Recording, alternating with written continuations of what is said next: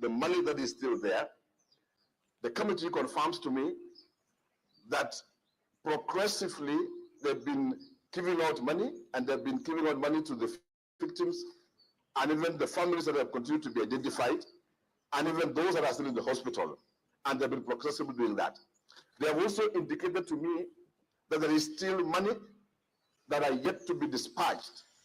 And in the process of this, we have borders that were affected, and they have indicated to me that they are also in the plans of giving out money to the borders, those are affected, and also dispatching money to those who were not been given. To address this, I'm taking an immediate action. And before I do that, I want to confirm here.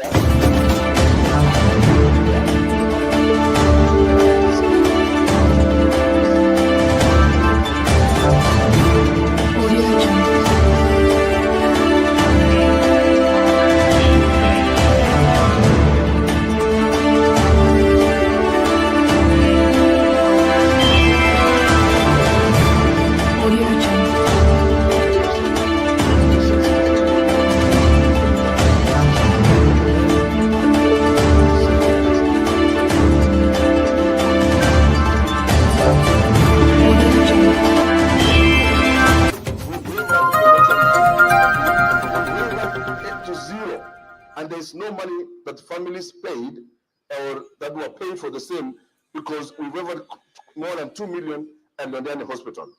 It is therefore then, based on the circumstances that has been there in social media, I would wish to indicate as the governor today that there is no money that should be paid to Londiani Hospital or Kericho Rivaro Hospital. The money belongs to the victims. It belongs to the survivors. And I have directed today to the committee that they need to step out, make sure that whatever money they still have be paid immediately and promptly. Thank you. We can stop there.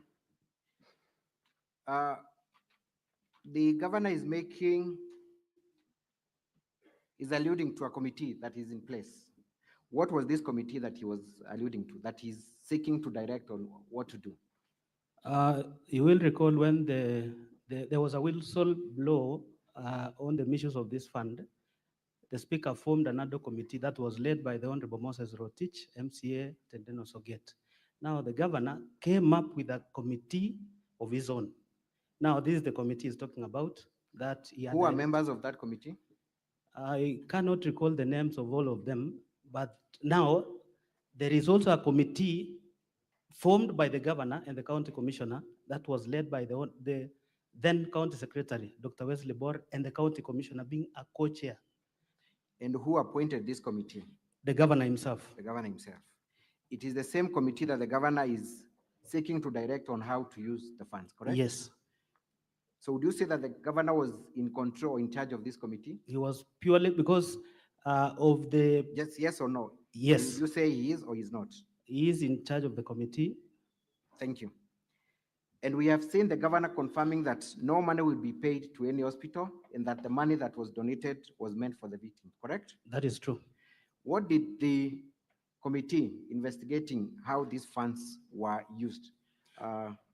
So the other committee discovered that there were minutes drawn by the same committee that we talked about, led by Dr. Wesley Bor, where the victims were paid slightly below 5 million. It's almost 5 million. And the rest of the monies were expended. We will have a list. Kindly take us specifically to that part of the report. So it is found in my affidavit, page 44. Page 44, that is what you said, but we want to look at the report itself. Volume 2. Volume 2. At what page? Page 44. No, we're not looking at your affidavit, Rogoni. We want to look at the actual report. Okay, the report is in...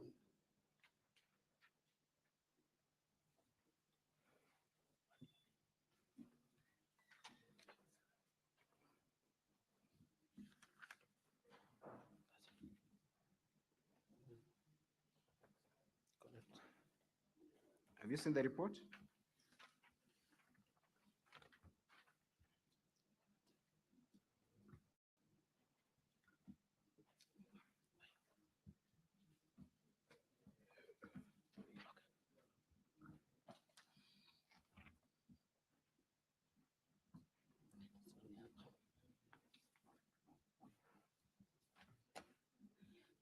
So in page 58 of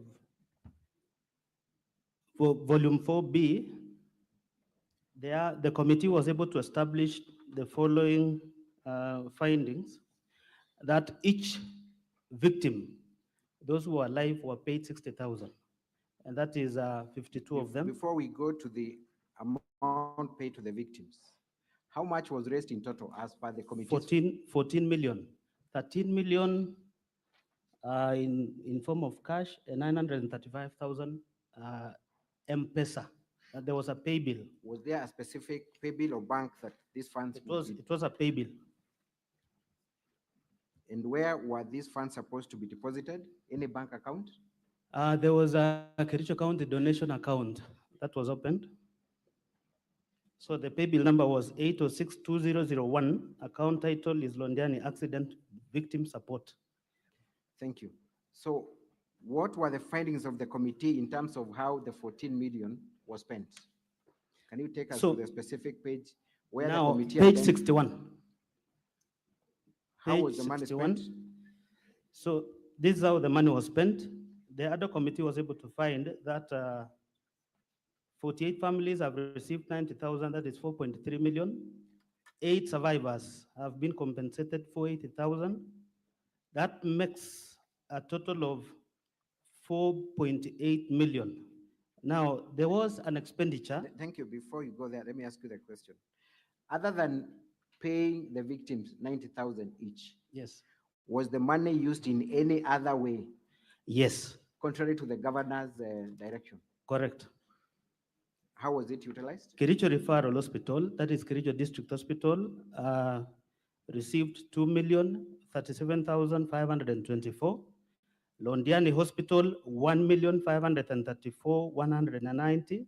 Supertrix, these are tents at Londiani Stadium. This was during the fundraiser, and 2.945 million. Supershine, tents at Ray's Hotel, 411,000.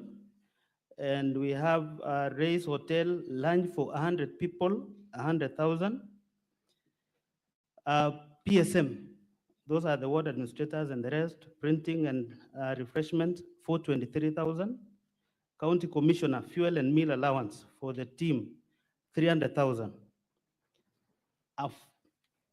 So we have the damaged motorcycles, 300,000, and that brings a grand total of 13,540,714. What was left in the account is 112,296. And remember, they have not added what was in the pay bill. Thank you. So what percentage in your assessment went to other expenses other than compensating the victims, contrary to the wishes of the donors? So nearly 10 million shillings went to other expenses out of the 14 million that was raised. And that is nearly 60%, 65. Let's go to volume 4D at page 57. Volume 4D of the County Assembly's documents at page 57.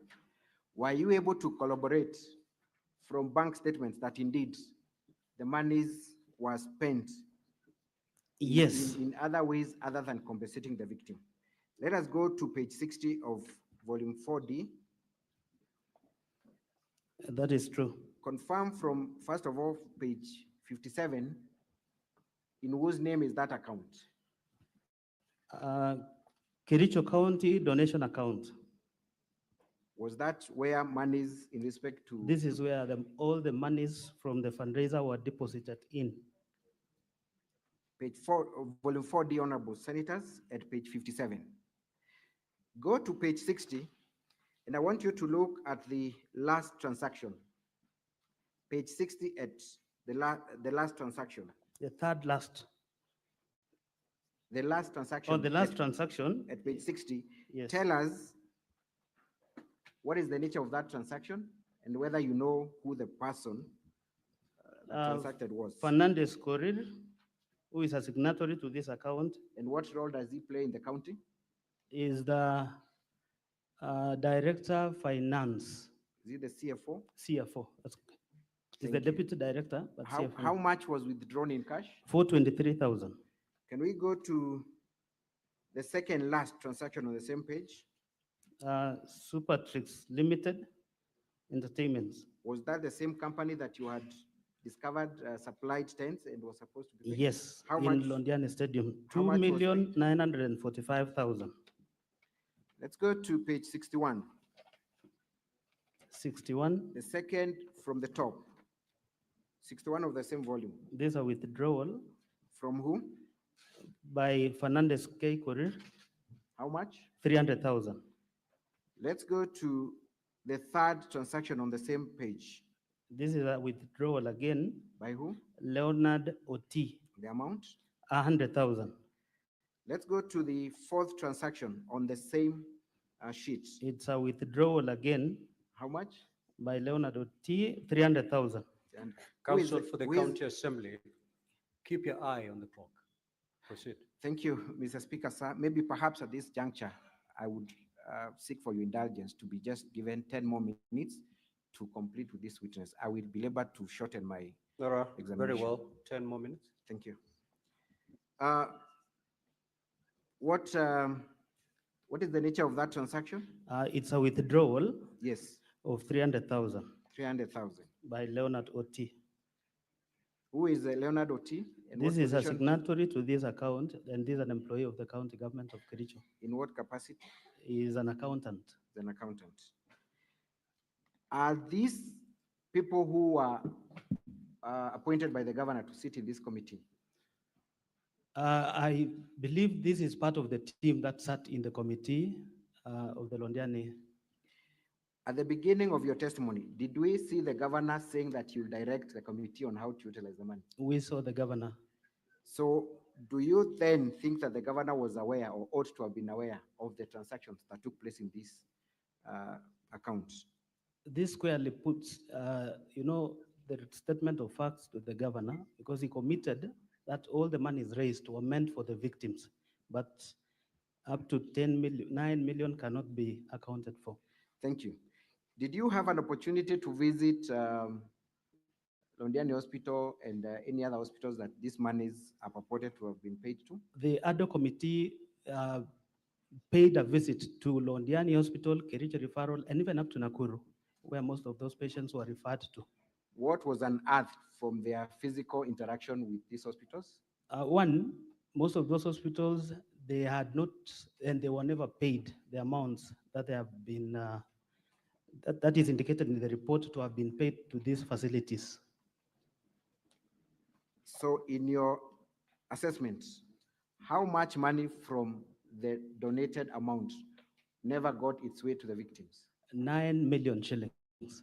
To date, has the governor explained to your satisfaction or even to any level of satisfaction how that money was spent?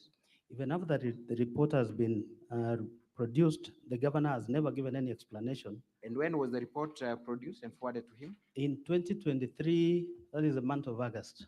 2023, the month of August. So was this motion in anticipation of the report, or it was the report that came earlier? It is the report that came earlier. And remember this motion, the motion to impeach the governor in the precious impeachment, this motion featured as one of the grounds. What were the specific recommendations you sent to the governor in respect of the handling of this fund? That the monies that were meant for the victims, which the governor honored to ensure the victims were paid, was never paid. We requested the governor to investigate and ensure all the monies that were meant for the victims and the families that lost the loved ones was paid.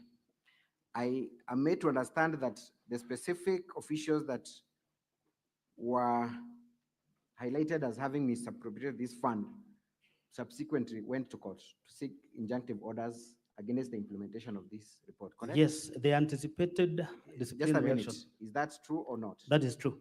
Who were the parties of that case? It was once Dr. Bor, there is a CEO, Betty Chebe, and others. Was the governor an interest party in that? He was suit? an interested party. Did the governor swear an affidavit He did. for or against that He- request by the CCs? He did in support of the officials. So he went to court and asked the court not to implement the report. That That's is what true. you're saying. That is true. That is captured in an affidavit, correct? Yes. Would you then say that the governor had the intention of implementing this report? He had no intentions of implementing the report. To date, has the governor given any contrary audit or report of how these funds were used? He's never. Almost 1 year down the line, 2 years down the line. 2 years down the line. What would you say about his conduct then? He's a complicit in the whole setup. Thank you. Mr. Speaker, thank you. I was looking at the watch. Thank you. Let's move to the other issue. Kazi Mtaani. Again, tell us when a report on the Kazi Mtaani initiative was made by the respective committee. Kazi Mtaani, I sat as the vice chair, and the chairman was one Honorable Paul B. Honorable Senators, may I refer you to volume 4A of the County Assembly's documents at page 229 to 355. Volume 4A, page 229 to 325. 355. Proceed, Mr. Rogoni, directly to the recommendations and findings of the committee, and tell us when this report was finalized. This report, we did the report in the month of July, August. We came up with the report. Remember, the program started in February, and the findings. The report is with the governor, because once we've done our part as the assembly, a copy of the report is sent to the executive for implementation. Yes. But shockingly to date, the governor has never even implemented a single recommendation out of this report. And remember, the county government of Kericho, through the 2 municipalities, lost cumulatively 39 million.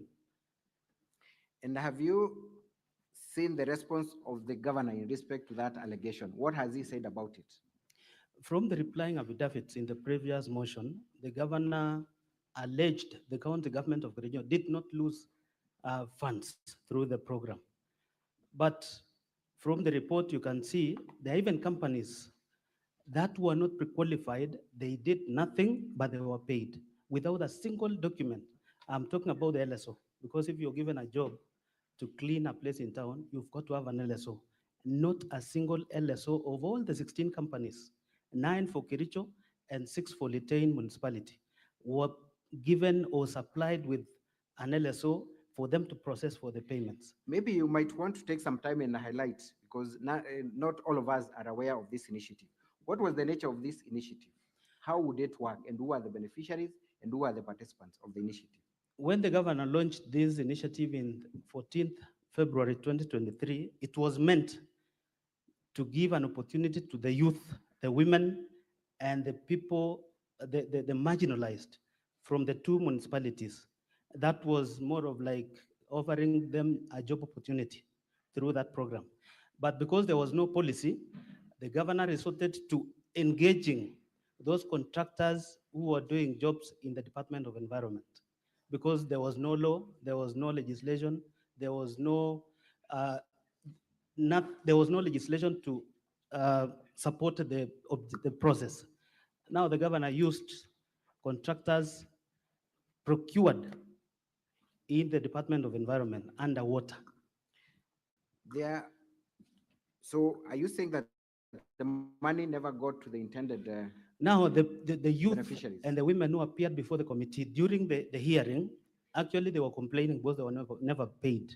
Initially, these contractors were supposed to pay them either weekly or after 10 days for a period that they signed the contract. But out of this, you can see from the report, there is even a contractor who was... Take us to the specific page where those complaints were raised and what was the nature of those complaints. So the report is page 230 of volume 4A.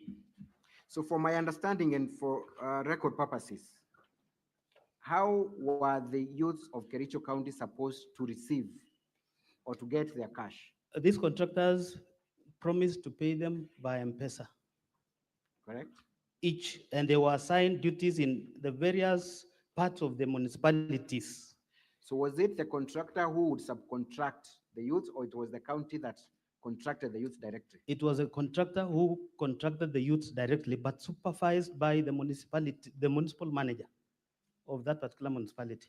Proceed and show us the So findings of the report. you can see the whole thing is voluminous, but let me just take you to page 253, because that is where page 253, you can see down there, 252, sorry. There was only one director who appeared before the committee, and that is 4.6, director of Gleris Company Limited and Rehiza. Again, in this program, it was so funny where a contractor with two companies was given the job.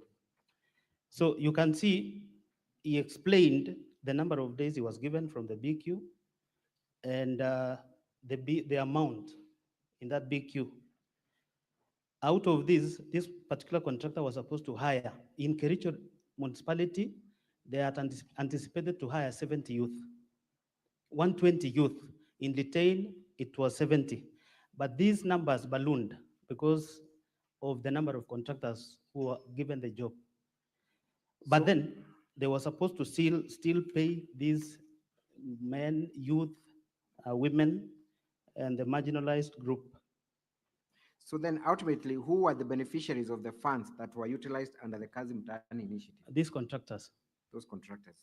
And can you confirm that the Kazi Mtaani initiative was the governor of Kericho's program? It was squarely the governor's. That is why it is called Equalizer Kazi Mtaani. It is him who launched the program.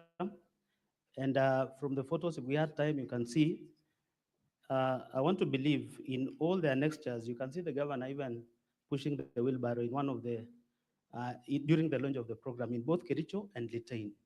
Indeed, I'm made to understand the governor's nickname or campaign name is Equalizer. Equalizer. Is that true? That You is want true. that to go on record? That is true. Equalizer. Thank you. How much, in your estimation of from the report, was utilized in this initiative? For the two municipalities, it was 39 million. Kericho being 23, and the balance being for Bureti, Litain municipality, 16 million. And have you seen the response of the governor and how he has responded to the issue? Has he made any clarification or brought documents to confirm how that? First of all, he initiative was relied on the affidavits of the former CEC in charge of lands, once Malel Kipruto.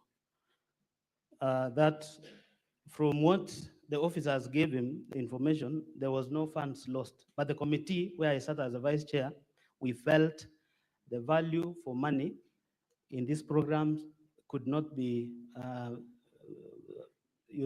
met. Thank you very much. So in your final submissions, of all the grounds that you have accused the governor of in terms of violating the constitution and other laws, would you say that the governor is liable for all the impeachment charges that you brought against him? This is one of the grounds that it shows the governor, even 2 years down the line, is never acted on this report. There are very specific recommendations where a contractor was paid. He never discharged even a duty anywhere because of even the attachments. Now, when we gave the recommendations, the governor has never even communicated back to the committee on the implementation, whether these contractors returned the money. Remember also, there's a contractor who signed for 46 days, but he was paid for 26 days.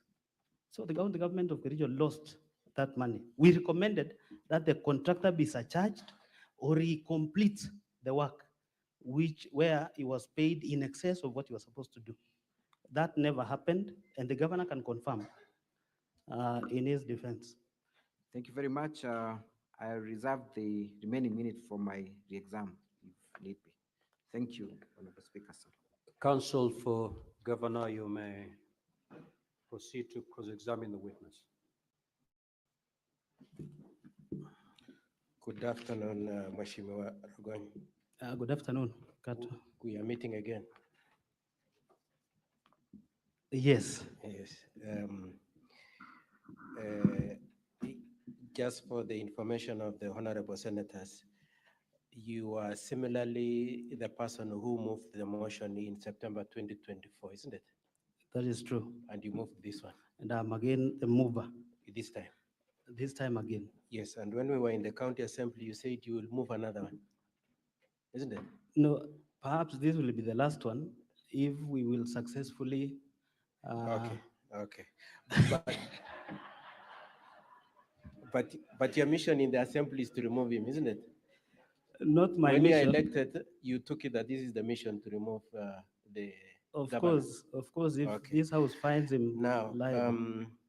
Kasim Tani, one of your recommendations was that the EACC to investigate, isn't it? That is true. It's true. And you're aware that the governor instructed these people to hand over all the documents for the EACC investigations. I'm not aware. You don't know that the EACC is investigating. That's what you are now raising here. You don't know that. Yes. Okay. Remember, I sat in this committee. Okay. Does it reduce your appetite to impeach the governor, or it still remains the same? Now we have the officers who were involved. Okay. Yeah. So this project was under lands, isn't it? No, the two municipalities, not lands. We have the municipality of Kericho Yes. and Litain, Yes. and the two are supposed to be very independent. Eventually, were these projects, were they under what department in the county government was it falling? That is the Department of Lands, the mother department. The mother department is Yes. lands. And who was the CEC when this project was going on? One Brian Langat. One Brian Langat. Could you confirm that Brian Langat is a lawyer? He's a He's lawyer. a lawyer. Could you confirm that you've recruited him in the county assembly? He is now a deputy director. Just legal answer my question services. directly. He's a part of the county assembly, isn't it? Yes. And he's part of the witnesses in this impeachment of the governor, isn't it? He is not. Isn't he one of the people who were cited in the county assembly motion to impeach the governor? But not in this program. No. Cousin Just a Tani is minute, another just a program. minute. All I'm asking is that Brian Langat is part of this impeachment processes. Is one of the resource people you interviewed for purposes of impeaching the governor in these proceedings before the Senate, isn't it? We interviewed two of the sacked Just answer, CCs. is Langat one of them? He is not one of them. You didn't interview him? Now he's an employee of the county assembly, unless in the previous motion. Okay. Now, as we speak, it is true then that he was the CEC for lands when you are investigating Kasim Tani, isn't it? That is true. And it is true that the governor has removed him from employment, isn't it? That is true. So, to what extent then are you telling these honorable senators that indeed the Senate, His Excellency the governor has done nothing, when indeed it is on record? Just listen before you answer. I know you want to answer. To what extent can you say he has not done anything when, number one, he has forwarded the files to EACC, and number two, the only thing he could do being to remove the person who is answerable to him, the CEC, he has sacked? Council, that will be hypocritical because one, Wakili Brian Langat was the CEC. We have the CEO who is still serving. Okay. And that is Thank you very much. That is the accounting officer. Yes, sorry. Thank you very much. So you have, apart from the CEC, Brian, you also have the CEO and you have the county managers. Yeah, the municipal managers. Municipal managers who Yes. you are implicating. Yes. Now, could you tell the honorable senators, are they answerable to the governor? Yeah, governor is the CEO of the county. Can he sack them? He can sack the CECs, even the county chief officers. It's a disciplinary process. Isn't it true that they are answerable to the Public Service Board? In terms of Please just answer the disciplinary question. action, Who employs them? the Public Service Board. And who disciplines them? The Public Service Board. And who retires them? The Public Service Board. So what are you trying to say then? Now, you say that some of the contractors were improperly paid and that some youths and women came to complain to you, isn't it? To the committee. To the committee. You also saw the list provided in reply to your complaint a list of youths and women saying they were paid. You saw that in response to the petition. It is only, Please answer the question. it's only Is it one true list, one contractor with a list that shows some M-Pesa transaction, but you cannot confirm whether those not- monies were channeled to those numbers. Could I ask the question, please? It is true that the governor has provided a list of women and youth who are paid in response to your complaint that some youths were not paid, isn't it? Council, it's an amorphous list. Please, let's not argue. Is it true that you've seen that the governor has provided a list of the youths? It is in and the report. It's there. Okay. Now, these are the youths that you say have come to complain to you, youths and women. Has any of them, to the best of your knowledge, gone to court to complain about non-payment for work they had given to the county? Is there any Council, case of a complaint that I have worked and I have not been paid filed in court? they complained before the assembly. I'm just asking you, are you aware of any court case I'm not aware about court case. on this Kasim Tani? Yes, Are you aware of any complaint to the police on this Kasim Tani unpaid payments? I'm not aware. You're not aware. And Kasim Tani was done which year? In 2023, 2023. So we have about 2 financial years between then and now, isn't it? that is true. Have you seen that issue of Kasim Tani featuring anywhere in the auditor's report? Because that is the only, that's an independent entity that would audit. Have you seen that case You're of Kasim talking Tani? about the Auditor General's Yes, report? Auditor General's report. It featured in our reports as a Please answer my question. Has it featured in, you are interested, you're interested in impeaching the governor forever. So I want somebody independent. Has the Auditor General captured any complaint about Kasim Tani losses of money? To the best of your knowledge. I'll have to. Okay, thank you. Already there is a report on other committee of Kazim Tani project Witness. implementation. Mheshimiwa, that question is either yes or no. Already there is a. Are there you is a aware of any Auditor General's report on that issue? PPRA report. Who has asked you about PPRA? Could you just wait, please? I've asked you about the Auditor General. Is there any report from Auditor General, to the best of your knowledge? I'll need to check them. To the best of your knowledge, Mheshimiwa. Okay, not so far. Not you, you're not aware. What of Londiani victims? Is there any, are you aware of any Auditor General's report on that Londiani loss you're claiming?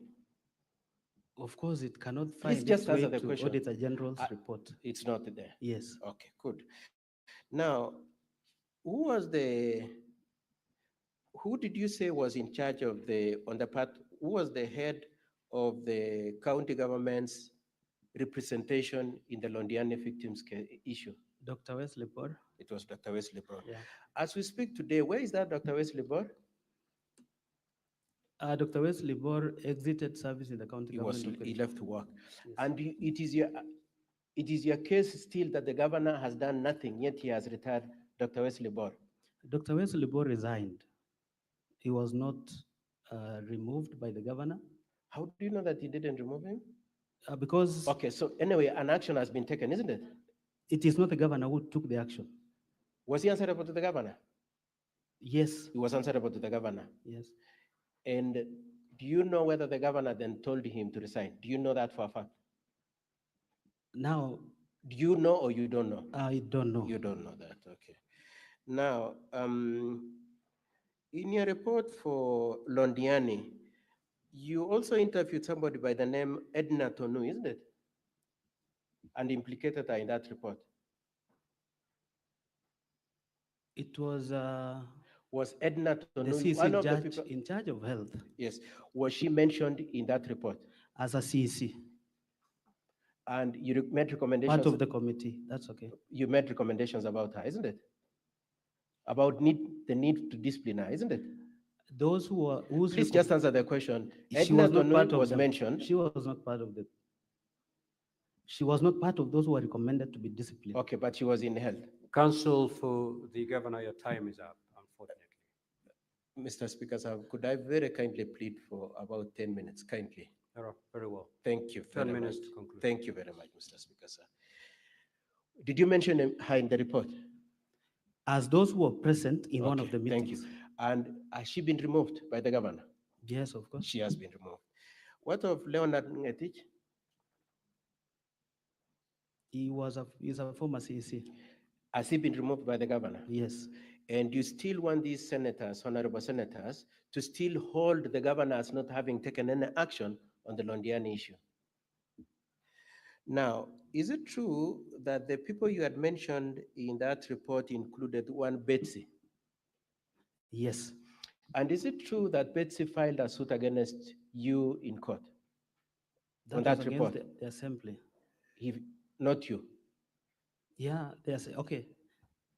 I don't know whether I'm the assembly, but Okay. Anyway, Honorable Rogonya, I'm more interested in the fact that it is true that she went to court, isn't it? against the assembly.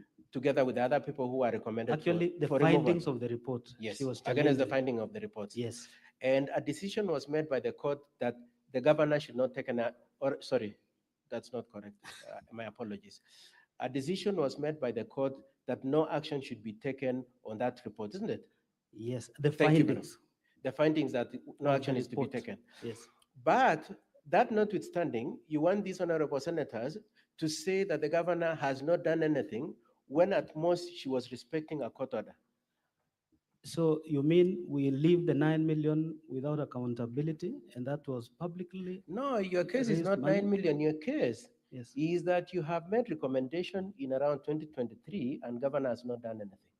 And I'm telling you, governor has removed about 4 people from employment. And when he was to take the next action, a court order was in place. Removal is not compensation, Kato. And so what did you want the governor to do? You want him to remove the money To from his pocket? compensate. Okay. Now let's move on. What have you done yourself? You have oversight over the resources. Have you gone to court yourselves? Yeah? I don't know. Have you whether gone that to is court for the relevant. recovery of the money, Honorable Rogoy, yourself? Perhaps that is what we should be doing. That's what you should be doing. Have you recorded a statement of this ESCC which is investigating? Have you recorded a statement? Now who records? Have you? Have you? Just answer the question, yes or no. Okay, I haven't. You haven't. Have you written to ESCC to investigate? Cancel. Have you?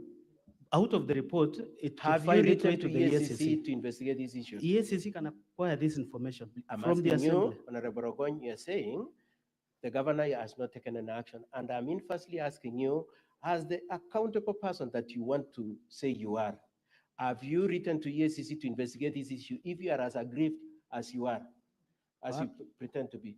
Perhaps I'll need to. You need to write. Mheshimiwa, To write. avoid being dodgy. These are very simple, straightforward questions, so that we save on time. Mr. Speaker, it's a committee on implementation to follow. Proceed, counsel, for the report. governor. Proceed. Thank you.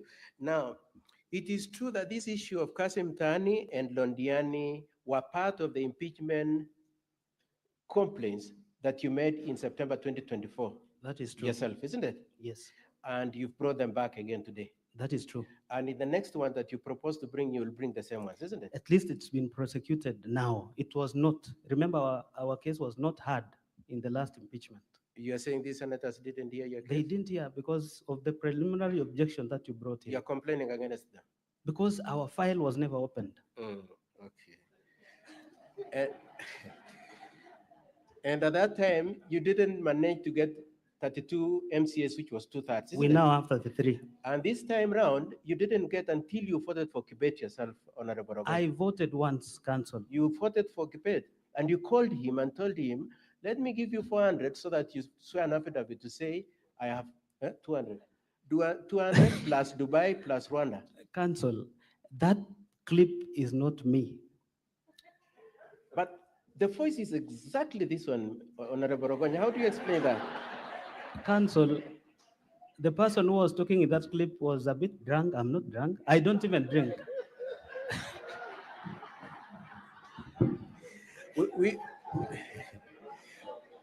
We would like the people of Kericho and people who voted for you to hear you say this. You're saying you don't drink? I don't, council. Completely. You know, council. You or you don't drink? Mr. Speaker. No, the issue of drinking you've raised. Let me clarify. Do you drink or you don't? I don't drink.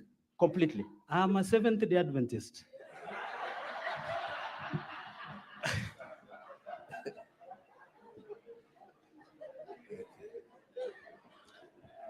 The moment you are a Seventh-day Adventist, you don't drink. You know, Council, Okay, let's leave that issue. I don't think we want to go there. And lastly, on Londiani, I just want to explore this subject on Londiani finally. Is it true that when you investigated the Londiani matter, you found that the county commissioner was the chair of the committee? he was a co-chair. Remember, the only outsider in that committee was Please the county just stick to commissioner, the question I'm asking you. Was the county commissioner the chair, the co-chair, together with the county secretary. who has left, Dr. Bor, isn't it? Yes, Okay. And was the governor a member of that committee? he appointed his own members. Please answer the question. Was he a member? He appointed his own Please members. answer the question. Was he a member? He's the appointing authority. Mr. Speaker, so I'll ask the witness to answer the question. He's not a member, He's not a but he member. appointed the members. You looked at the bank accounts, isn't it? Yes, Is he a signatory to any of the bank accounts? we only have 2 signatories. Is he one of the signatories? He's not one. He's not. And did you trace any money to him from any of the withdrawals? Council, Please answer the question. we had Did the governor you- speak. Please answer the question. Was Mheshimiwa, any money? let's make progress. Just respond to the question. Yes, thank you very much. Asked. Was any money, did the governor ever walk to the bank and remove any money? No. Thank you very much. That's all, Mr. Speaker, sir. And Mr. Ogonyo, my friend, I hope we remain friends. No, we will be friends. Okay. Any re-examination? Council for the County Assembly.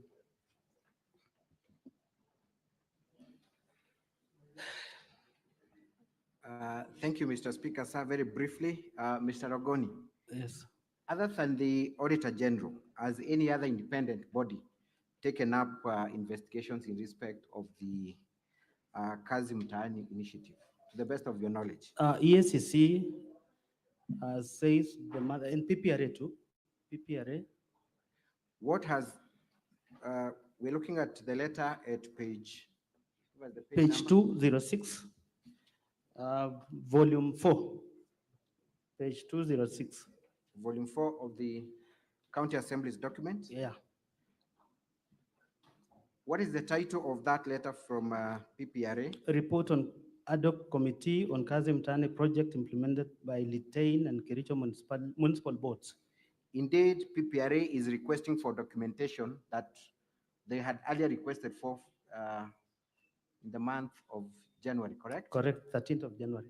So is it then correct for the governor to state that there is no other independent body that has taken up the matter? It is wrong, of course, for him. It is not correct. It is not correct. Thank you.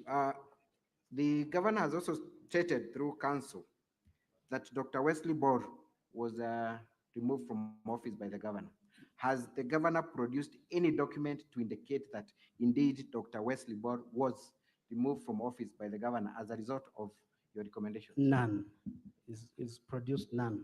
To the best of your knowledge, what were the circumstances surrounding the exit of Dr. Wesley Bor? Dr. Wesley Bor, remember, he was heavily mentioned in Londiani accident and again in Kazi Mtaani.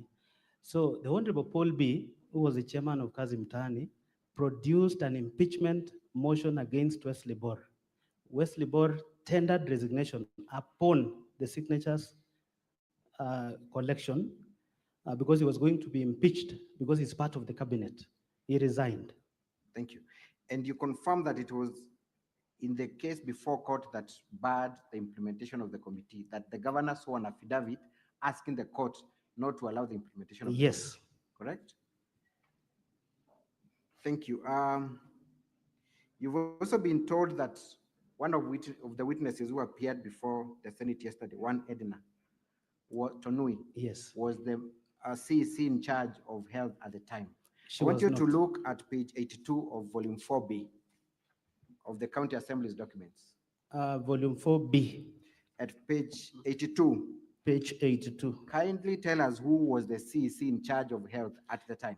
The CEC in charge of health, that time Council was, for County Assembly, your time is up, Just unfortunately. 2 minutes, kindly. Dara, we'll give you 2 minutes. Thank you. to wind. Who was the CEC in charge of health at the time?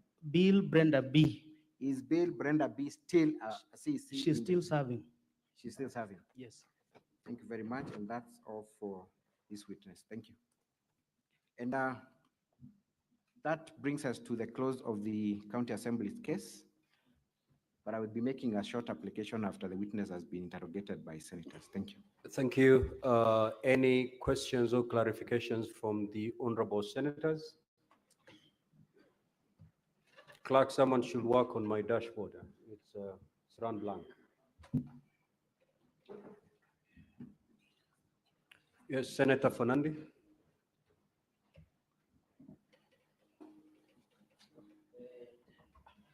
Mheshimiwa Rogony, I'm told you are the Mutusi of Kericho.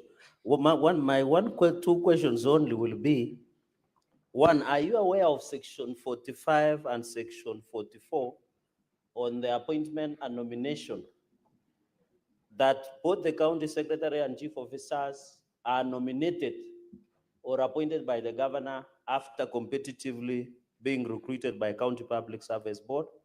Number two, Speaker, sir, is the ground on fictitious payments the only ground that you want Governor Mutai to go home? Number three, in your culture, of course the Kipsigis culture, what happens to the person who hits or misuses the money belonging to the death? And finally, what do you mean by pastor's appreciation of paying 100,000 shillings? Is the prayer so expensive in Kericho? And out of 14 million, 4 million went to, approximately 4 million went to the victims, 10 million went to expenses. Was this justifiable? And finally, what do you want us to do to the governor? I thank you, Mr. Speaker, sir. Senator Essie.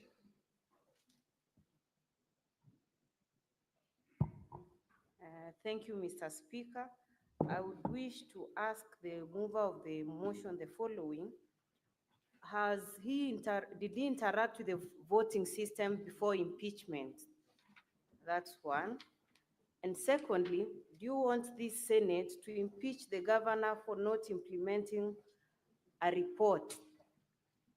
And finally, do we have a report from the Office of the Auditor General? Thank you. Senator Faki. Thank you, Honorable Speaker. Mine is with regard to the Kazim Tani report. Is it that the work which was supposed to be done by the companies that were pre-qualified was not done, or the people who did the work, that is the young people who are employed to do the work, were not paid by the pre-qualified companies? Number two, there are allegations that 18 members of the assembly never voted for this motion. What is your response to this allegation? Thank you.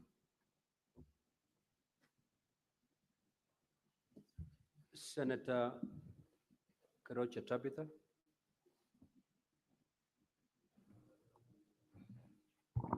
Thank you. The mover of the motion, it's about the Rodiani, because I remember it was a very sad tragedy when we all came to Rondiani. We were all there. I remember even Chirangai was there, and we really contributed. And I'm happy to see what the video that was played, that even the governor went ahead to say he's going even to a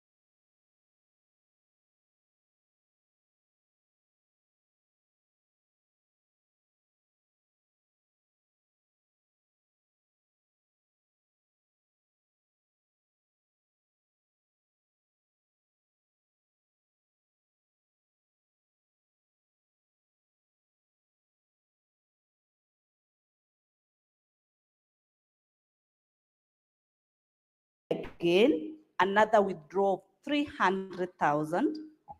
On the same day, another withdrawal by Leonard amounting to 100, and another withdrawal by the same Leonard amounting to 300. Who are the signatories of this account? And as we currently speak, these people are fired.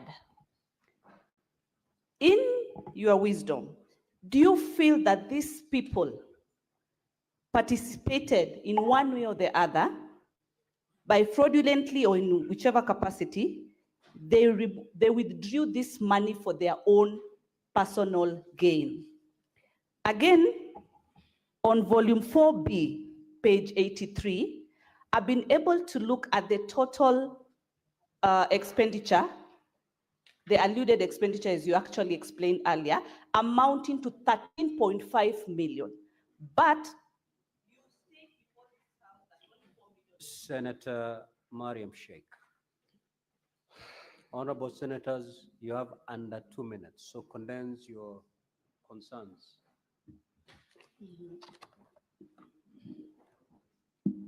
Senator Mariam, your time is running.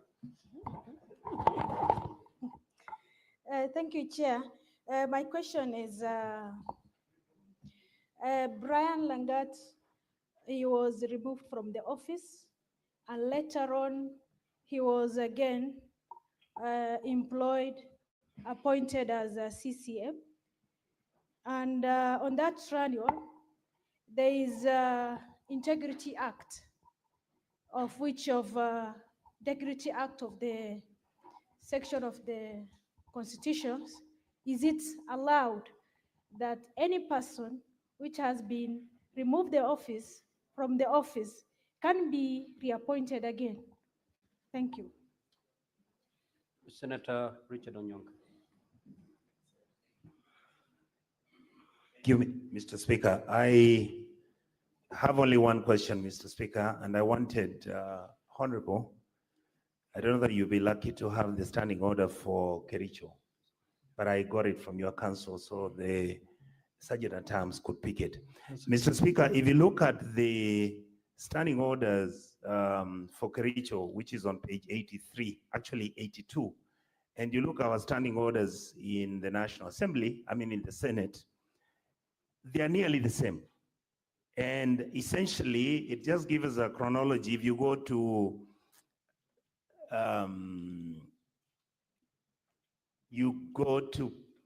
standing order 36. No, sorry, Mr. Speaker. It's basically on electronic voting. What I wanted you to clarify, because it's a matter that we've discussed as members of this sitting, when the voting was done electronically, did you people have a manual system in case the electronic system was going to fail? Because that's what we do here. Every time our system will fail, the speaker will say log in. If it logs in and it doesn't, we are then asked to actually walk to the speakers and we then register and say, no, I wanted to vote yes or no. Did you people have such a last line of defense in case the electronic voting didn't work? Because the question that is related to that is, what would have happened if the electronic system didn't work? Thank you, Mr. Speaker. Senator Karen Nyamu.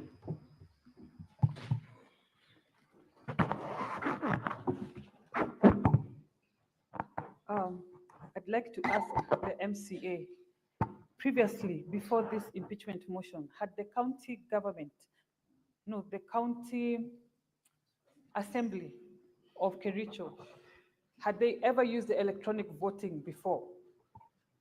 And also, what safeguards are in place to prevent alteration of votes once they have been cast? And on Kazim Tani, can you under oath provide any documented instance to show that the governor personally diverted, interfered with, or manipulated the Kazim Tani program in Kericho County? Thank you. Senator Boni. Thank you, Mr. Speaker. Mr. Speaker, the honorable member will help a lot. In his opening remarks, counsel for the county assembly told us that the governor is a very bad man. Is it your evidence that he is a bad man? And if so, the people of Kakamega are waiting in respect of the accident that was at Fort Tenant, Londiani. The people who died were predominantly from Kakamega. In fact, Mukurusu village, a family of 4 was wiped out. So they would like to hear that the bad man, the governor, is the one that we are talking about, and more importantly, during your investigation, Honorable, did you establish whether the purported 90,000 that was supposed to go to victims as compensation was actually received, or was it only indicated on paper and the reported bad man did not make the actual delivery?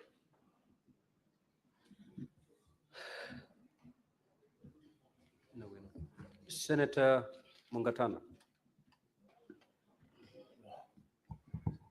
Asante Bwana Spika, mimi nilikuwa nauliza katika hii ripoti ya Londiani, Mheshimiwa ametuambia kulikuwa wenyekiti wawili, kulikuwa county commissioner mwenyekiti, kulikuwa county secretary mwenyekiti, lakini katika mazungumzo yake sikusikia ataje hatua gani zimechukuliwa dhidi ya county commissioner. Manake kama kuna hatua zimechukuliwa upande huu, lazima pande hii pia achukue hatua. Kwa hivyo nilikuwa nataka kujua kama mheshimiwa katika recommendation zenu ama katika ile report kuna hatua gani mmechukua, ama ilikuwa target ni moja na ni hiyo peke yake.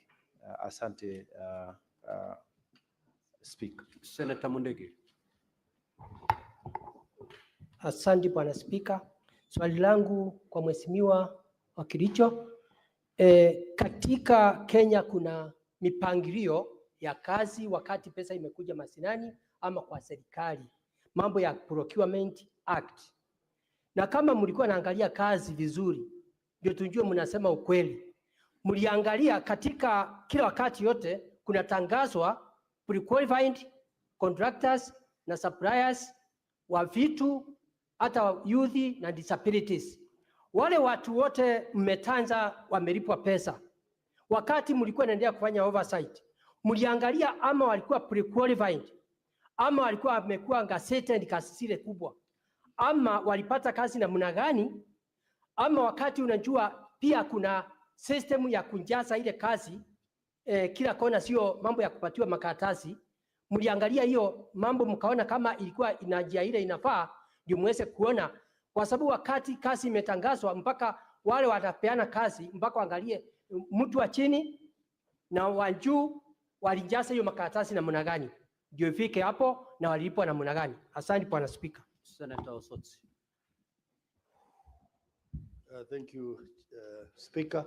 My question to the witness is that the system that was used to do the voting, according to the evidence before us, is a system that was developed locally by your people. Is that the case? And if that is the case, speaking as an IT expert, we know that once a system has been developed and installed, there are processes that are done to make the users of that system be able to use the system well. What were the circumstances in which the system was installed today, and then the next day it was supposed to be used for an important exercise of voting? What are those circumstances? And why was training not done properly before the MCS could be allowed to use this system which was developed locally? Number two, I am sure, being an elected MCA, you understand a bit of IT, having gone to school. Do you think it is safe to use IPPDT and a password which is an ID number to log into a system, what would be your basic requirement of a strong IT security environment? Would an ID or an HR number, IPDD, be inappropriate to log into such a very high sensitive system? Senator Kisang. Thank you, Honorable Speaker. Honorable Speaker, I have two issues. Number one is as a third term MCA, I believe when the last impeachment case failed, I expected you to go back to the county, reconcile with the governor, and work for the people of Kericho County. Did you make an effort as a senior member of the assembly to sit down and see how you can work for the county and with the governor? And then lastly, Honorable Speaker, I wanted to find out from the MCA during the 14th day, how many MCAs in total were in the chambers? Because from the results that we have seen, it's only 33 that voted, the other 14, what did they do? Did they, because you expected to be either absent or abstain or vote no? And then the last one, if I still have time, if you go to volume 4A of the county assembly, you have said the challenges they faced at the committee. There was limited access to critical information that the committee required to verify allegations raised in the Kasim Tani. Who is this particular person? How come you were not able to access any information on this particular report on Kasim Tani? Senator Abbas. Thank you, Honorable Speaker. Mheshimiwa Wadok, my question is that, as you're aware, the governor is the CEO of the county. The governor commits no funds, signs nowhere. But of course, we have all the institutions in place. We have the treasury, we have the accounts, you have the procurement, and even the time of giving the contracts, there are committees that have been formed. In your investigation of the other committee, was there anybody who was committed for committing the anomalies that you have now found? That they gave contract to people, they paid the money before you came to the governor. Was there anybody who has been sacked? Was there anybody that you have recommended and the government has failed to sack? Or you feel that the governor is directly capable of doing, all the wrongs that are taking place? Senator Kavindu Agnes.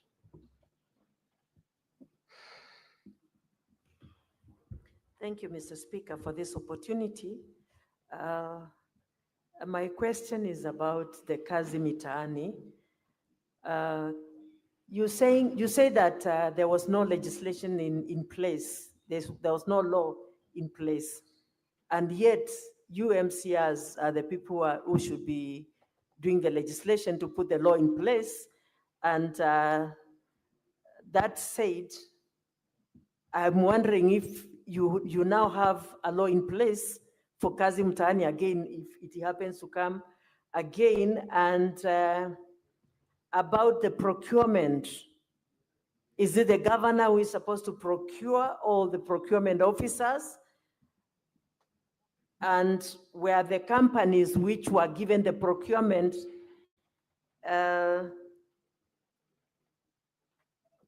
pre-qualified in the county? And were the people who worked paid their monies? Thank you. Senator Wafula.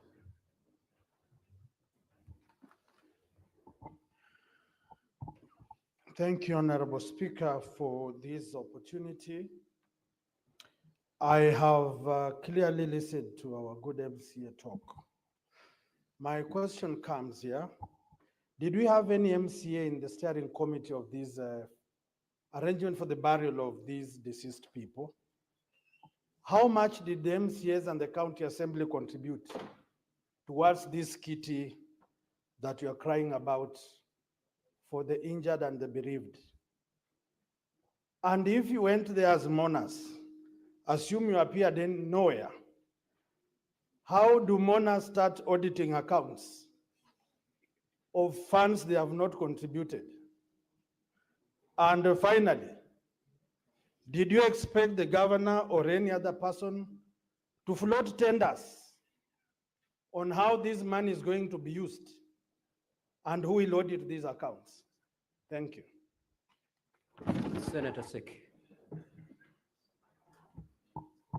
Thank you, Honorable Speaker.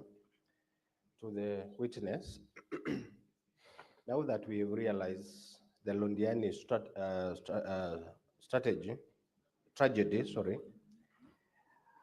on the issue of the signatories, where the accountants are staff of the county,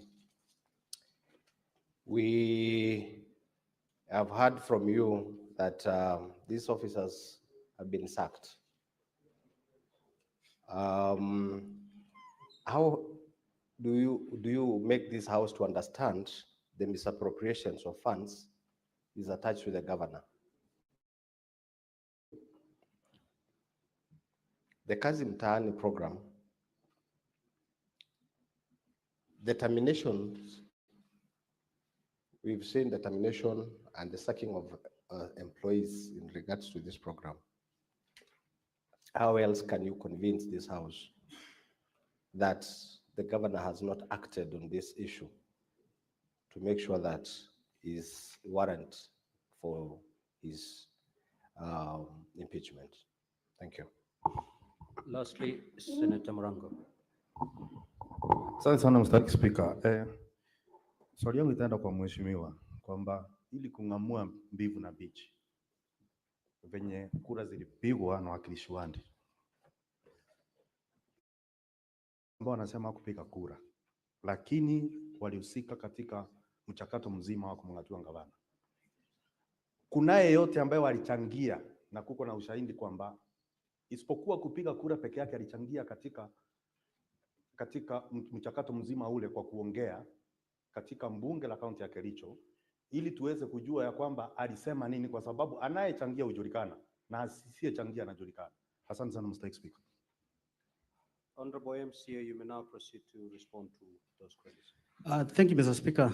And Mr. Speaker, before I proceed, now that I'll need to very fast respond to all the issues raised, I wish you would guide me so that I may not take long. But then let me try my level best. The Honorable Senator Cherargei talked about Section 45. That is the appointment of CS and the COs. Yes, this is done by the Public Service Board, but the county secretary is part of the cabinet. And from the amended standing orders of the Kericho County Assembly, we can, as an assembly, discipline the county secretary, but the COs, we can do the recommendation to the Public Service Board. You talked about the fictitious payment. I think it is because of time. Mr. Speaker, sir, we have the misuse of FLOCA money. This is World Bank money that is highlighted in my motion, but has not been canvassed in this house. But it is in most of the reports that you have in this house. We also have strategic intervention projects. These are capital projects in the county government of Kericho, and I can highlight one which is captured in my motion, the Kunyak dispensary upgrade to become a health center, where, Mr. Speaker, a certificate of payment of Kenya shillings 8 million was raised even before the contractor started anything on site. It is wrong, and this is when the Committee on Implementation visited the site, the contractor was going to begin the works.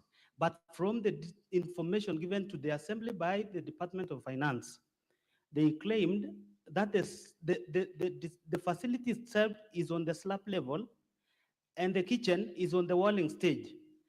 This is contrary to the findings of the committee which visited the site. Mr. Speaker, we also have the misuse of enough CDP funds. It is also highlighted in my motion. And Mr. Speaker, even if you check the response from the governor as of 10th of June, 2025, up to Kenya shillings 281 million, that is 266 million from the World Bank and 15 million from the county government of Kericho contribution has been used. If we had an opportunity to prosecute this, it will be appalling because this is a fund, Mr. Speaker, which has a manual from the World Bank. And I can tell you the governor cannot produce even a single minute from the county project steering committee. Mheshimiwa, whose question are you responding to? No, to this Honorable Cherargei. He was telling me that are we only pegging the impeachment of the governor on the fictitious payments? There are so many grounds that we raised, and that is why it's a matter of time. I cannot talk about the money for the death, Honorable Cherargei, because in our community, it is not good to take money meant for the death. And it was prosecuted the money for the pastor. Of course, it was wrong. It was not part of the expenditure out of that money. So the county government of Kericho cannot account up to Kenya shillings 9 million. And the governor has a burden to prove to this house when he takes the stand.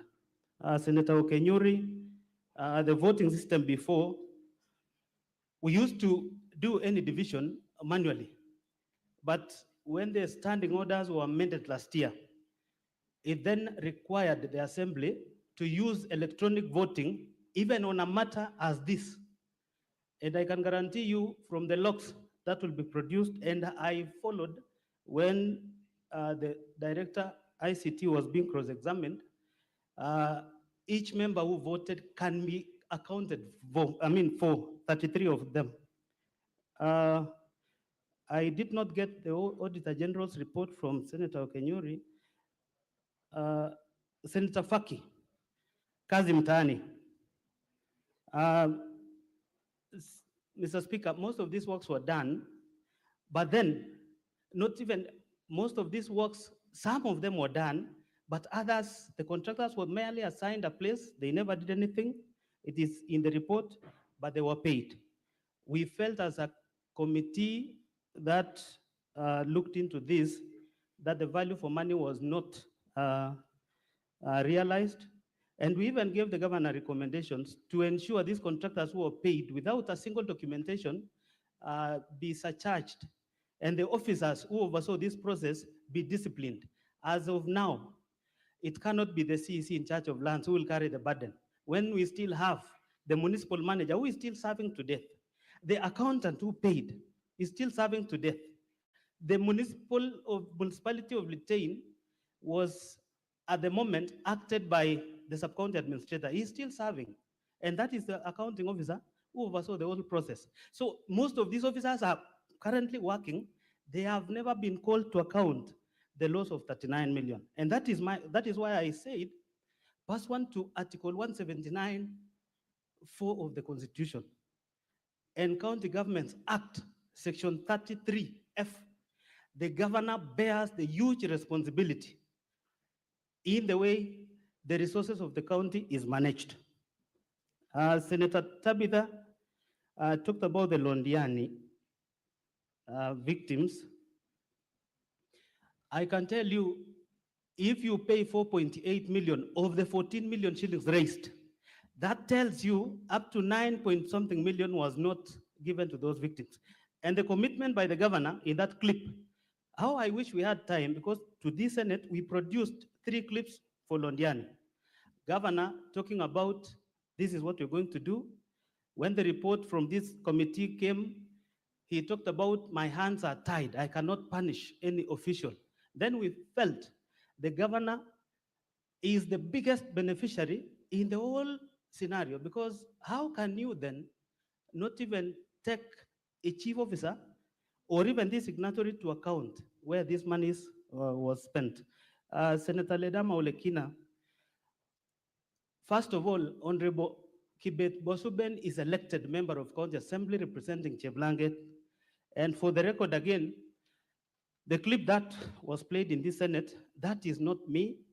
And perhaps the member needs to produce, even, you know, if he was recording me, for instance, then there should be that conversation between me and him. In this affidavit is put here, he should be able even to produce, including the timings. The arbitrary clip that has been played is so funny. And as I said, Mr. Speaker, for the avoidance of doubt, I happened to school with Senator Aaron Cheriot in high school. And I want to set this record straight. I was the chairman, Seventh-day Adventist group. Even at the university, I became a deacon for 4 years. How can I be a drunkard? I have integrity to protect, even after being elected. So the person, Senator Ledama, that is not me. And I voted once. In fact, I was number 4 in that log, because as the mover of the motion, I wanted my vote to count, because I badly wanted all the members to pass the motion for us to come and be heard before the Senate. Last time we were not heard. Kinywa, Leonard Oti, if you check the transaction, I want to just, and I want to believe Kinywa is here. Show me.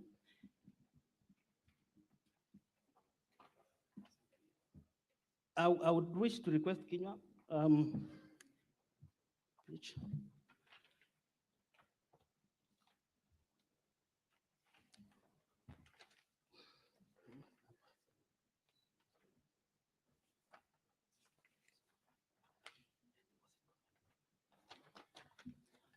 So, members, let me take you to volume 4D, page 60. If you check, when the fundraiser money was raised, Senator Kinywa, on 4th of July 2023, there was a deposit of Kenya shillings 13,653,660. That is in cash that was deposited into the account. And you can see 537,150. That was the pay bill money. That the pay bill was tied to this account. And you can see also 266,361. That money was sent by a businessman in Kericho who supported the family. And we have the 51,051 again. If you add all that money, it brings a total of 14 million and some amount on top. Now, you can see transaction began from date 11 of July. So this account was existing, but the county decided to use this account. So the transaction is where we are beginning from down there, where withdrawals were done. I want to believe I've explained. And so Senator Muma, accountability to the assembly. Of course, the executive is accountable to the assembly through the CECs appointed by the governor.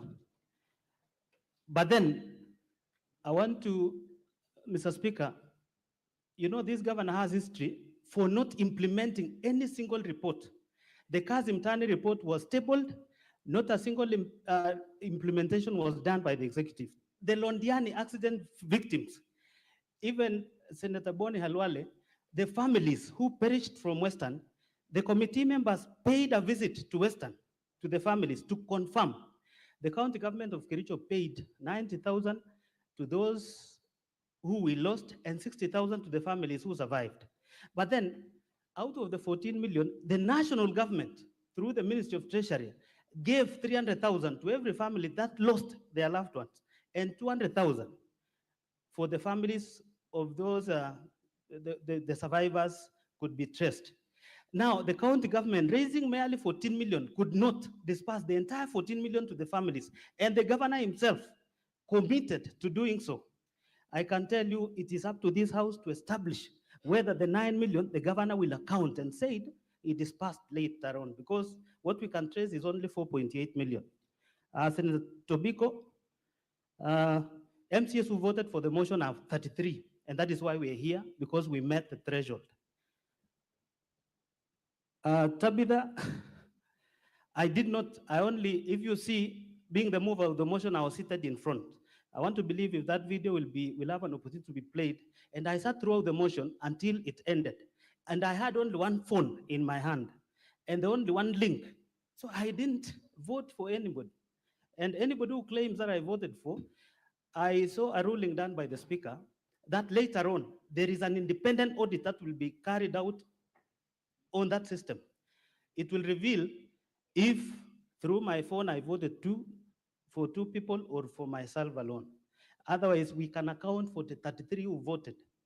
And so that they don't take you around. We already have one who's one affidavit that I voted. And initially, the governor had taken her to Kisumu, hid her for more than 3 days, but she sneaked. And she was able to testify that she voted. We only need the other 3 to confirm they voted.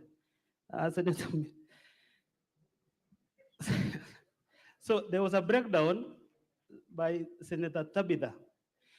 Actually, if you look at my affidavit in volume 2, when you get your time, I was able to break down the entire payment. The 423 was meant to be paid fictitiously to some spending. The 411 that you can find somehow later on was paid to Supertix. These are the people who are not meant to receive this amount. In fact, the governor said the county is not broke. This county is rich. And again, he instructed the same committee to make payments for the expenditure that was never meant to. This one we can prove. And even despite the fact that we came up with this report, he never acted on the report. Senator Mariam, Brian Langat was fired by the governor as the CEC. And if you check the grounds under which the governor fired the 6 CECs was failing to adhere to they talked about executive orders. Executive order 1 of 2022, 1 of 23, 1 of 24. If you look at the executive orders, is failing to adhere or to go to wherever they were posted to. Now, you cannot tie Brian to the incident of Londiani in that firing spree.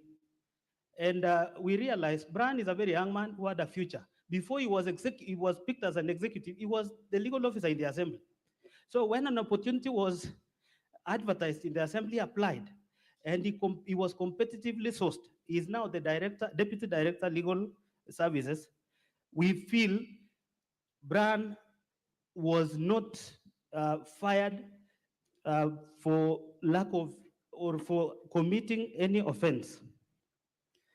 Senator Onyonga, it is true, your standing orders and ours, we are trying to improve as a county because we felt if we continue using manual, remember the only assembly that we are still using the assembly that was used by the defunct local authorities. And there is one that we are building. Once we have a modern assembly like this, I want to believe we'll be having gadgets like this. And it will be easier for us to vote, and the results will be seen within a minute. Mheshimiwa, you have 2 minutes to go. Thank you, Mr. Speaker. Senator Nyamo, we've never used electronic voting before because we've never had a matter as of great importance as this one. So we had to use on this one because it is a decisive vote. And it doesn't mean that we used it so that we get the requisite numbers. I want to believe the IT officer has explained in case of any malpractice or in case of any failure, I want to believe there was a way we were going to address that. Senator Boni, yes, from the council, Ongoya, of course, he painted governor as a bad man. And if we had an opportunity of playing most of those clips, the governor is one man, is a man of doublespeak. When the report on fictitious came out, he referred to the same MCS he had faith in as contractors. But before then, he said, I have faith in this MCS, looking into the matter. When the matter came up, he talked about them. In fact, the shocking thing, the ADO committee that was looking into Londiani incident, the governor in broad daylight and in public called them, referred to them as funeral committee. This is an ADO committee composed of honorable members. When you publicly refer them as funeral committee, it is up to this house to find this is not a good governor, but likely to be a bad one. Senator Mungatana, actually, the composition of the committee that was spearheading the distribution of this money was co-chaired by the county commissioner. 90% of the committee members were appointed by the governor, and the officers he supervises them. So this county commissioner had no role in that committee, despite the fact that he was a co-chair. I want to believe other things that was raised about the voting. I've been able to, the officer before has deliberated on. Senator Abbas, governor is the CEO of the county. And as I said, any misuse of funds that we've witnessed, we tied the governor to that because pursuant to County Governments Act, Section 30, and Article 179(4) of the Constitution, the governor bears the greatest responsibility in the manner in which our resources are misused. So the others, Mr. Speaker, issues of voting, we will, under your directive, we will be getting the real results. But I want to beseech this House, when the time comes for voting, please consider the issues of Kericho. It is not one. There are so many grounds, including the haphazard dismissal of staff by the governor. There is one CEC who was dismissed in 2023, a very young man who went to school in a village, a school, scored the best grade, came to Kenyatta University, was working for the Water Trust Fund. But the governor, by a mere text, he was dismissed. This is a governor who should learn that when you're given opportunity, you need to act according to Article 75 of the Constitution, conduct of the state officers, so that the governor should know being a governor of a county like Kericho does not mean you're above the law and you can do anything as you think. It is up to the Senate to decide on behalf of the people of Kericho. Thank you, Thank you. Mheshimiwa. Thank you. Now that the yes, Council for the County Assembly, you have something to say? Yes, please proceed. Mr. Speaker, sir, you will recall that at the close of our case, I had intimated that I would be making a very quick application. At the end of our examination in chief yesterday, we were told by the Senate that they reserved the interrogation of our first witness, Mr. Geoffrey Bett. We still wanted to have that clarification whether he's still needed because we still have him around. He's one of the witnesses that is living with disability, so we wanted to have that clarification first. And second, and related to the issue, at the end of his testimony yesterday, the said witness made an application for protection, not just on his physical attack, but even against bullying on social media. He has brought to my attention an incident that went against the request that he had made, that yesterday through a Facebook post by one Joan Chepkrui, whose Facebook name is Joan Kaku, alias Nadia, wrote the following words: Kiwete anataka kuhurumiwa na 80 million ilipotea department yake. That comment was shared in another Facebook page, that is Philip Mugo's Foundation. That specific lady, Joan Chepkrui, has been cited sitting at the speaker's gallery or the public gallery. In fact, she has taken lunch at the Senate yesterday and today. And therefore, the simple request from Mr. Geoffrey is for stern action to be taken against that particular person who is still within the Senate's precincts. I'll usher in my senior to also make a comment on the same. Mr. Speaker, the most important thing for us is that the maker of that post is within these precincts. And the witness says that as he sat here, that lady was among the people sitting in the gallery just above your head. And that lady has eaten lunch with us in the Senate precincts. And he knows her personally because she's a neighbor from home. And she's a known blogger for the governor in Kericho County. Those are the instructions that we have.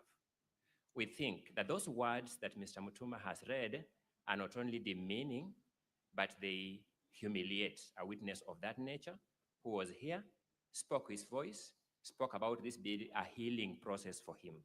That humiliation damages his healing by far. We'll direct Mr. Speaker that if that witness is still within these precincts, because coincidentally for us on her page, she took some photos with some senators and did not name names, meaning she has been here. We have been shown photos taken yesterday with some senators in this precinct, validating the fact that she is within this precinct, and therefore stern action is necessary. Thank you, Mr. Speaker. Thank you, Counsel for the County Assembly. Counsel for the Governor, just have a seat. The Senate can only do what is within its powers. To the first limb of your request as to whether the Senate wishes to engage further with the witness, the answer is no. To the second request, I was made to understand that yesterday the witness did ask for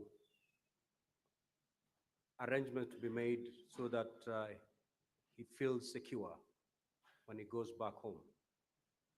We can only relay that information to the IG, that the witness, as he goes back home, he doesn't suffer any insecurities as a result of having appeared before the Senate. On the third one, on the social media post, as a Senate, we are not in a position to control what goes into social media or not. Now, Counsel for the County Assembly, since you've identified the culprit, you know exactly the remedies that are available to the witness. Kindly pursue them so that that particular person who posted that derogatory post is punished pursuant to the law. However, I will add one thing to the members of public. We are here on a very serious matter. And no member of public, no the parties involved in this particular case, or even the senators are allowed to intimidate any witness.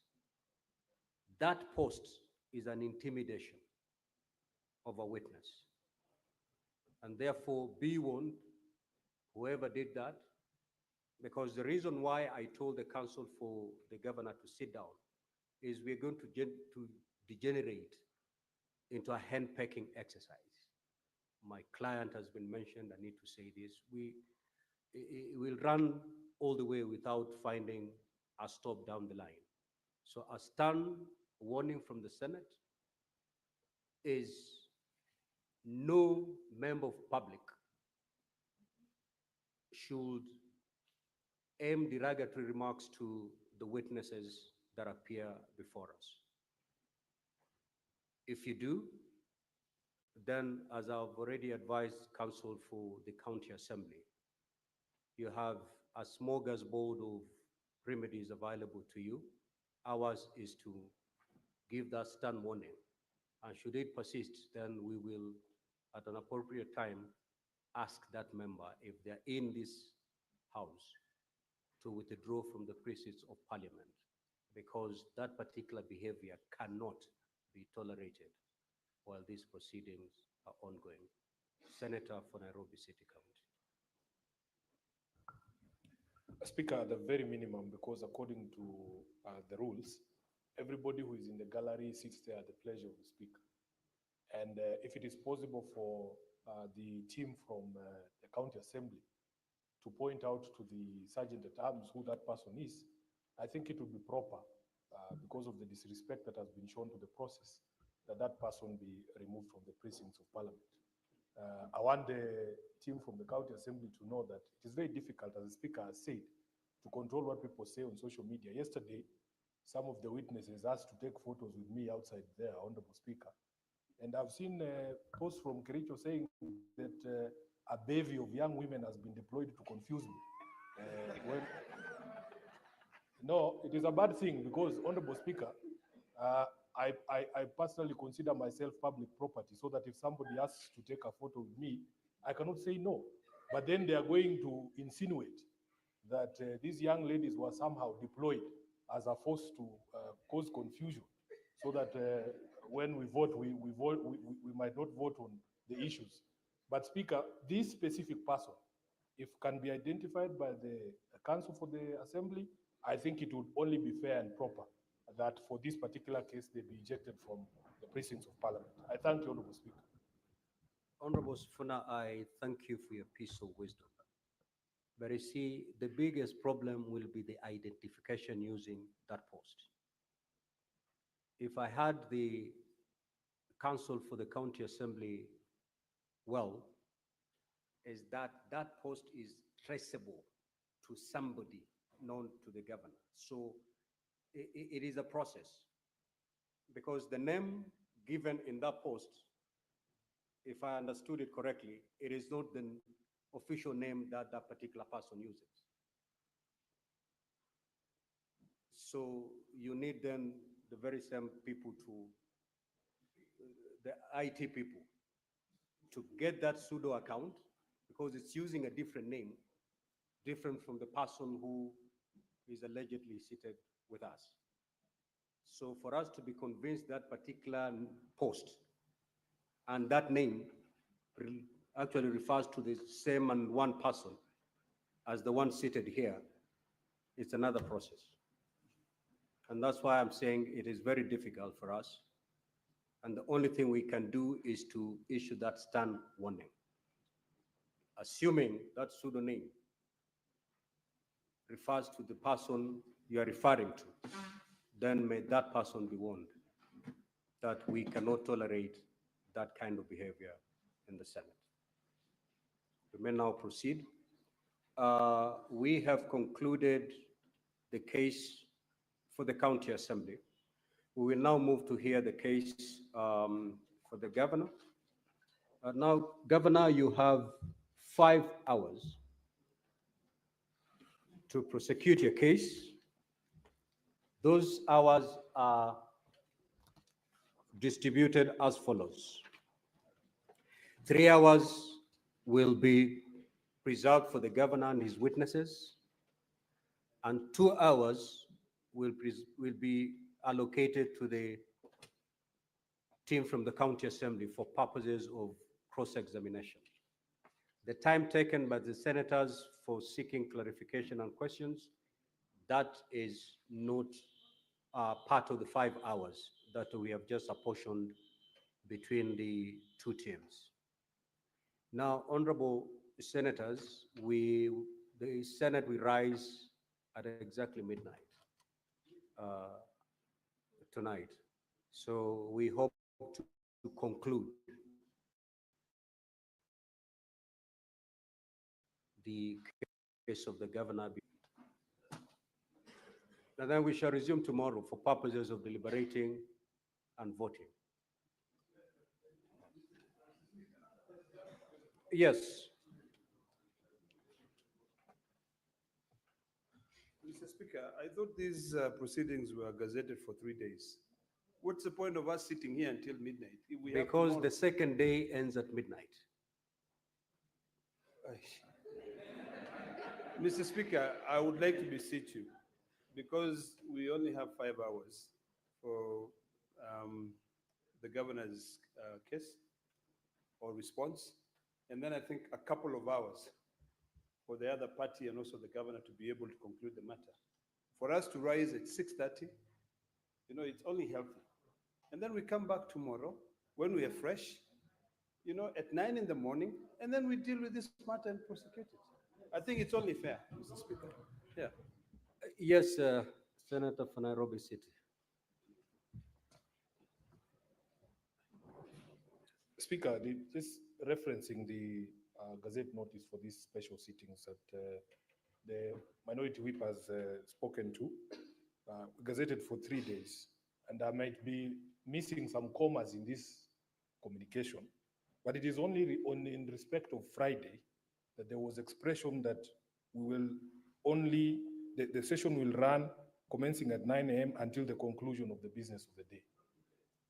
So, Speaker, there is enough time tomorrow morning. I'm sure if we did, how many hours are left? 1.5 hours today, then morning as well. I can, as whip, commit on behalf of at least the minority that we'll be here at 9 a.m. sharp, so that we are able to conclude the governor's case by around 11 or 12. And then we will have time to deliberate and make a vote. At least tomorrow we know we are here until the matter is concluded. So, Honorable Speaker, with kind indulgence, with humility, which is, you know, a rare trait for some of us, we are we are learning. So please just reconsider, because my understanding of the gazette. Now, honorable senators, let's see how far our batteries take us.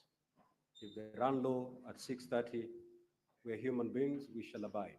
But let's see how far our batteries will take us. Let's proceed.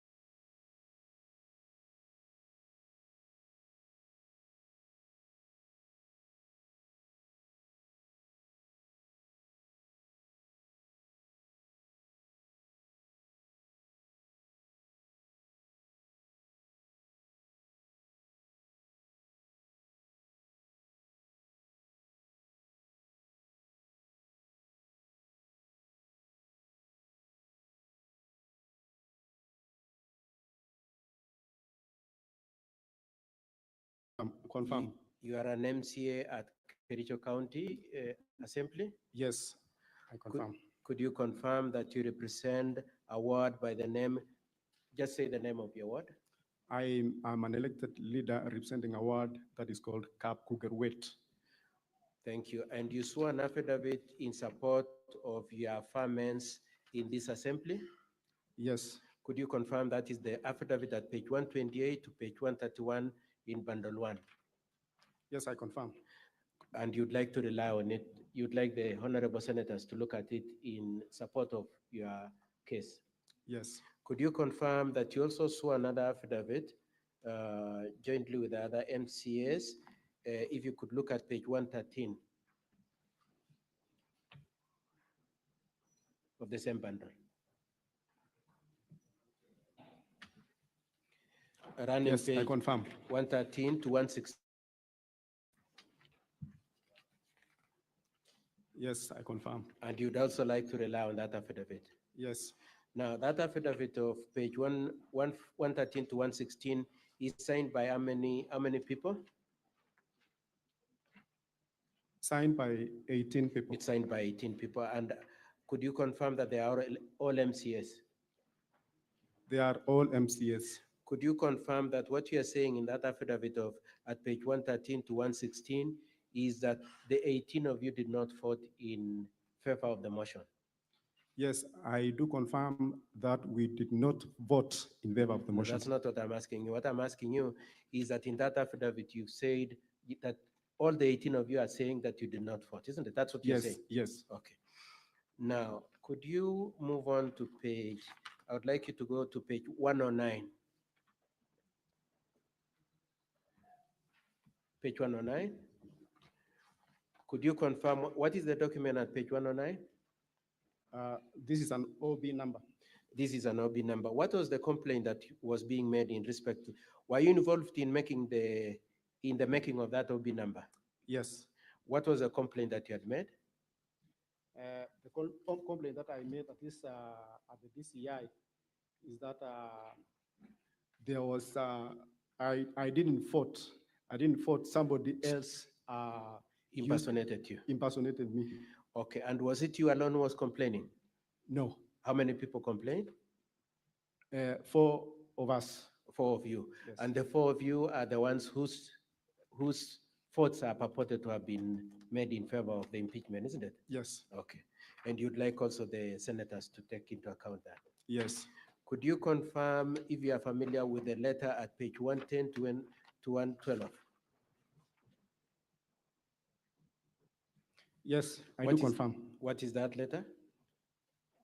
This is also a complaint to DCI headquarters to request them to investigate the procedural unauthorized use of my credentials Yes. in that voting process. It is also a complaint in respect to impersonating you in the voting. And how many people complained? How many people wrote that letter? 18 members. You wrote 18 people. Okay, so I would like us now, having laid the documents in your affidavit, I would like you to go to paragraph 3. I get paragraph 3. In paragraph 3, you say, we have read the affidavit sworn by Honorable Kiptor B. Kiptegan. We adopt and reiterate all he has stated, inclusive of the annexes he has made. That's your position at page 128.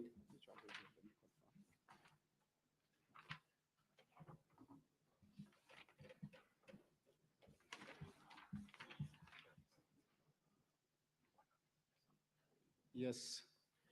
Could you confirm that that is your position, that you rely?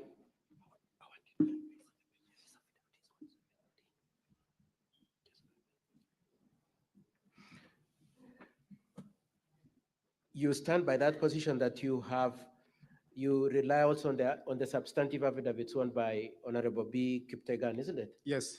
I would like you to be shown page 117 to 120.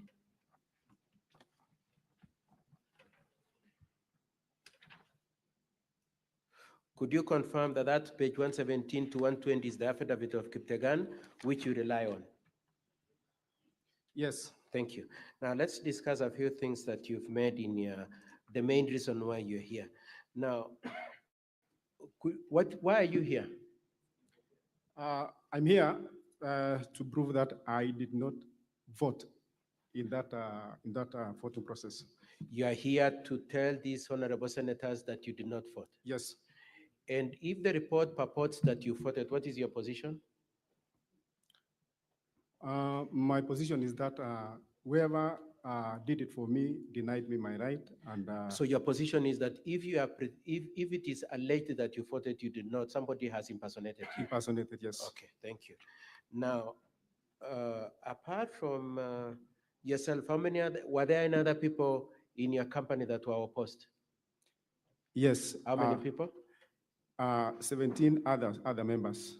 17 others, coming to a total of 18. 18, yes. Okay. And did you make your position known at the assembly? Yes, we made our position known when time of declaration of voting was directed by the speaker. Yes. The 18 of us stood. Yes. Requesting that we be given we make a voting by roll call. You wanted to vote by roll call? Yes. And why were you opposed to use of electronic voting? We were opposed to use of electronic because it was new to us. We were not even earlier inducted on it. So Yes. it was a decision that was made at that particular time. So we didn't actually want to do by voting by electronic. And also, I feared manipulation. Manipulation by who? Actually, by whoever maybe did the system, because Yes.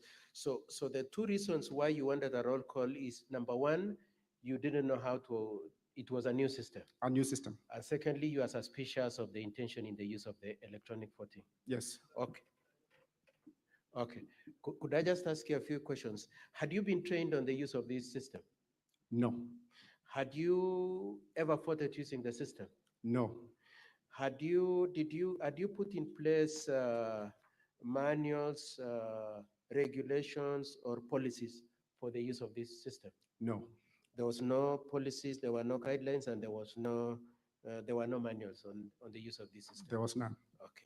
Now, you had the IT experts say that you passed standing order number 77 in October 2024. That's correct, isn't it? Yes. That's correct. You're aware that there's a standing order number 77? Yes. You don't recall when it was passed? Yes. Okay. Now, do you know when you impeached the deputy speaker? Do you recall when you impeached the deputy speaker? Yes, I recall. Was it on 8th of November 2025?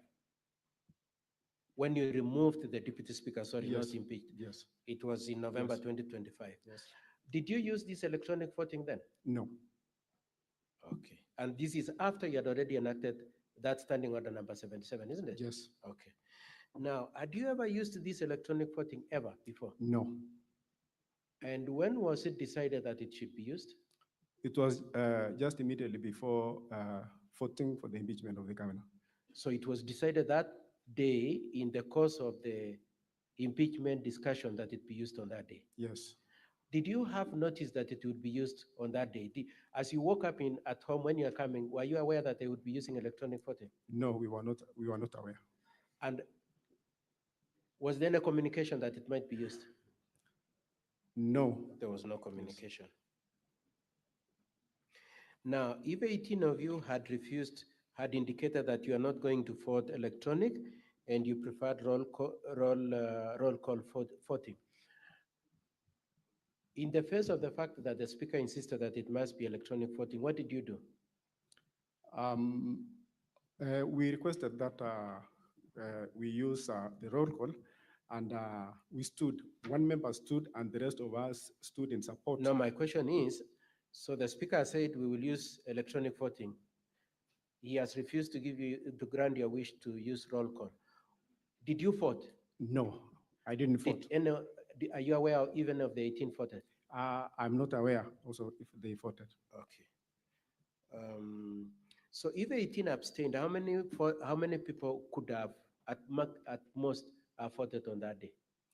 If 18 abstained because we have 47 members, Yes. then 29 members could have voted. So if 18 abstained, there would be only 29 members 29, voting. 29 members. But you see that they have said 33 voted, isn't it? Yes. Okay. Now, if it remained 29, would you have achieved the 2/3 that is the target of this process? No. It wouldn't have been achieved. Lastly, two issues. Did you have any gadget where the speaker very specifically said in the answer that you press a button? You remember that? Yes. Was there any gadget with a button that you could press? There was no gadget that I had at that time. Okay. Mr. Speaker, sir, in evidence in chief, I would like to leave it there. Honorable member, you will wait for questions from my colleagues for the assembly. They might not be as friendly as I am, so be ready. Probably you could come this side and they can ask you. Just come over. Counsel for County Assembly, you may now proceed to cross-examine the witness.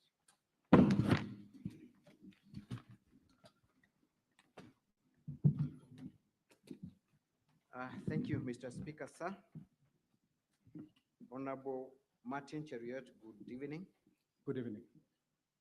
I will ask you a series of questions. First of all, tell us whether you are a first-time member of the County Assembly or this is your second or subsequent term. First-time member. First-time member. And what is your level of education?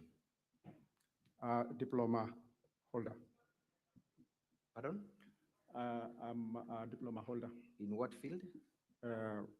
Procurement. Procurement. Yes. So you are relatively a learned and exposed person, correct? Yes. You're also familiar with the use of mobiles and other internet facilities, correct? Yes. Tell us, for the last 2.5 years that you've been a member of the County Assembly, how have you been receiving communication on any issue pertaining the County Assembly? We've been receiving through SMS and also at times by circulation of hard copies. How is that SMS generated? Is it a special SMS that runs through a system? Yes, it emanates from a county assembly. From county assembly. Yes. How about generation of invoices that pertains your per diems and other payments? You still do that through the same system, correct? About the invoices, that is now the work of the accounts department. But how do you make claims for your allowances? Isn't it through a system that has been generated and used by the county assembly? Yes. So you have interacted with this system since 2018, since when the time you came to the county assembly, correct? You have used that system for other functions, correct? Yes. And you have been trained on the use of that system on other functions, correct? No, the system I mean is the SMS, the replies of the messages that comes to my phone, my mobile phone. No training. But have you had any challenges in the use of that platform that has been internally developed by the county assembly? Have you had any challenges yourself? No challenge because it's replying of messages. So the only challenge you had was the use of electronic voting and not for any other purpose. Don't you feel that is too convenient for the senators to believe? Yes, but... Thank you. Thank you. You've answered my question. I move on to the next issue. Mr. Cheriot, has the county assembly provided you with a laptop paid for by taxpayers' money? Yes. What was the purpose of you getting a laptop paid for by taxpayers' money? For us to be using on our proceedings. For proceedings. Yes. Including electronic voting, correct? Yes, which we have not been Thank you. inducted. Thank you. Let me go specifically to the affidavit you have sworn before this House. That is the affidavit dated 23rd August 2025, correct? The one appearing at page 128. Yes. All the way to page 130, correct? Yes. You confirm that it is a joint affidavit. It is not an affidavit sworn by an individual. Yes, it's a joint affidavit. And therefore, the contents of that affidavit are contents that have been owned by two people and not one person, correct? Those are not Yes. just your garments, but garments of another person, one Edna Tonui, correct? Yes. When did you appear before a commissioner for oath to swear this affidavit? Do you recall appearing before any commissioner for oath? 23rd day of August. Where specifically? Kericho. Which office?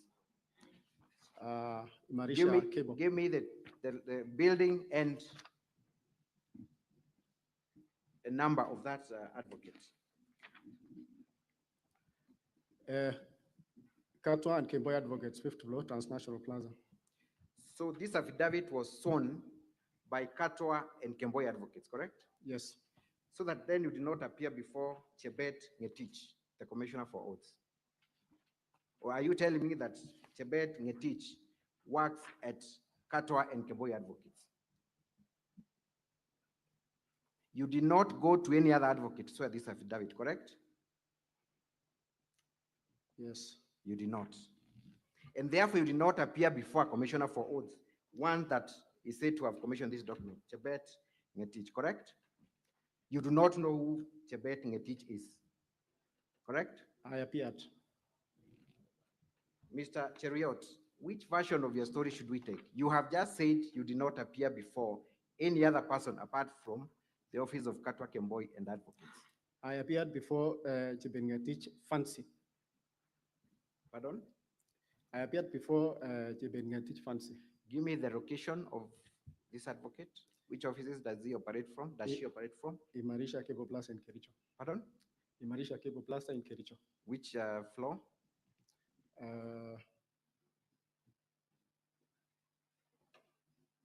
Door number? Okay. Second floor, I think. I want you to go on record because we are going to confirm these details, Mr. Cheriot. Because one Chebet Ngetich practices law and has commissioned your document, we can easily trace. So you need to think your answer through very carefully.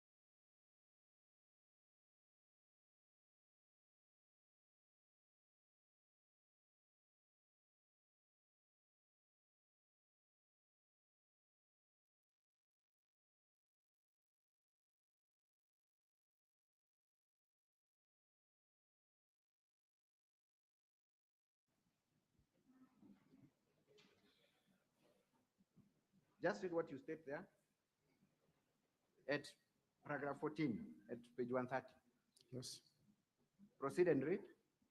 Facts upon hearing are true to the best of our knowledge and belief, save where we have stated otherwise, where we verify hereof in the correctness of what we stated. Do you still stand by the affirmation at paragraph 14 of your affidavit that the contents of this affidavit are true and correct to the best of your knowledge and belief? Yes. You have just confirmed that you have not seen Edna in the preparation, in the signing and commissioning of these documents. How are we to reconcile that with the fact that you are now stating that this document was generated jointly between you and Edna? Don't you think there's a contradiction, Mr. Cheriot? No. You do not think there is a contradiction?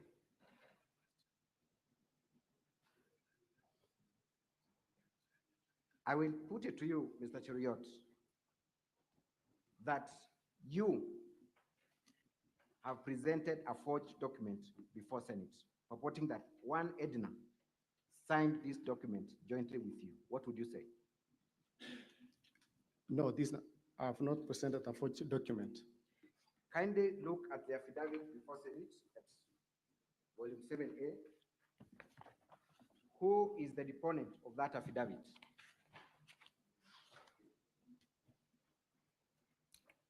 Chekurui Edna Tonui. The same person that you have alleged you were with when you're signing this affidavit jointly, correct? Yes, but I stated I signed it. It's a yes or no. Is it the same person? Same person. Same person.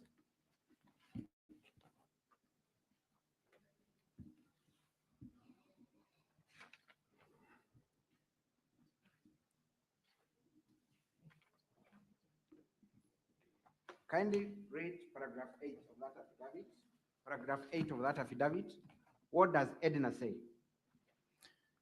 That I've seen affidavits and letters filed by the governor purporting that I was part of the 18 MCAs who allegedly absconded from voting on the impeachment motion. To with the affidavit allegedly sworn on 15 August 2025, jointly by myself and 17 other members of the County Assembly.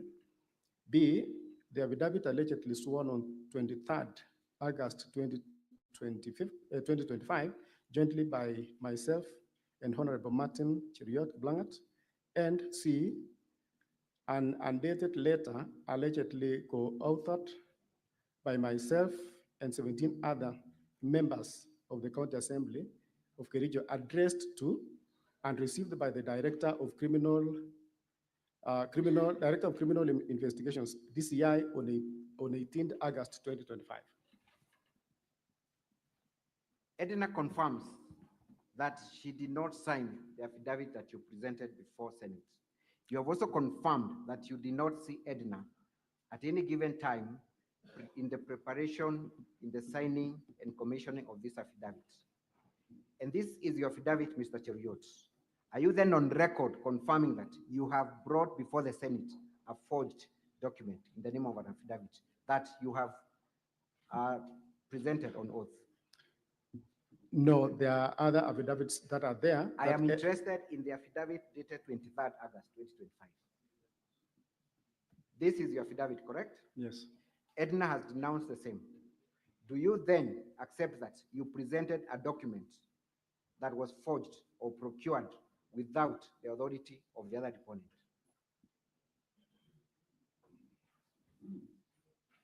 Please answer the question. No. No. Mr. Cheriot, as has been stated by Senator Kalwale, you have given different versions of the same story from the time you took the stand. You have also presented a document that you signed on oath that you've now disowned. The simple question is, why should we believe you when you say that you did not vote, when the system confirms that you voted? I did not vote. How credible is that statement in the wake of all the other lies and contradicting versions that you've given before this House? The link that was used to vote was sent to my mobile phone, which I never opened.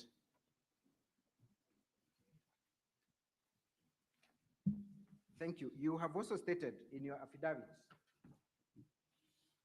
that you did not have your phone at the time of the voting, correct? Yes. Where was your phone at that time? At that particular time of voting, my phone was in the car at the parking lot. For how long was your phone in the car? For the time immediately just before voting and for almost 1.5 hours after.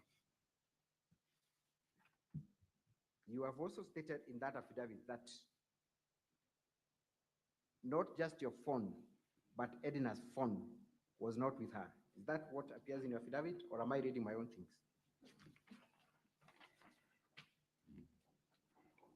Do you remember stating that fact?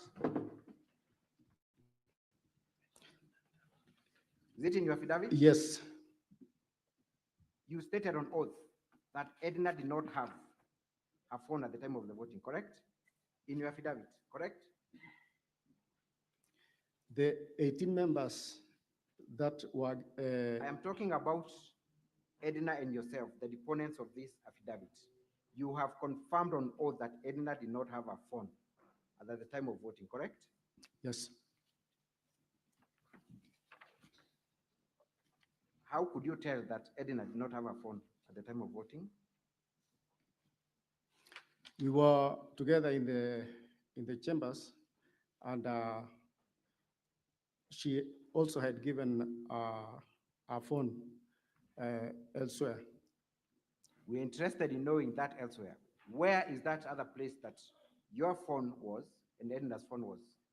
Mine was in my car at the parking lot, and she said she also didn't have her, so I don't know exactly where she had kept it, but she didn't have the phone in the chambers. Mr. Cheriot, you have disowned ever seeing Edna in the making of this affidavit. How can we verify the fact that Edna did not have a phone at the time of voting?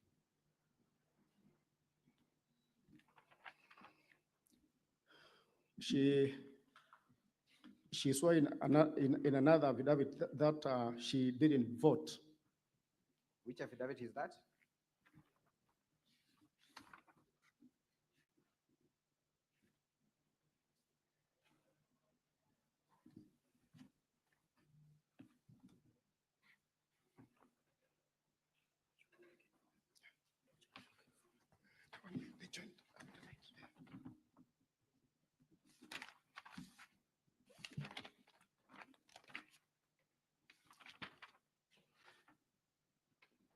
I'm in reference to the complaint that she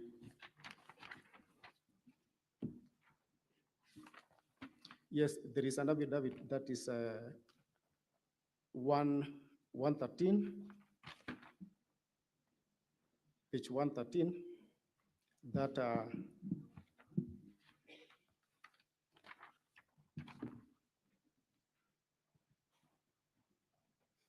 give us the page of the affidavit.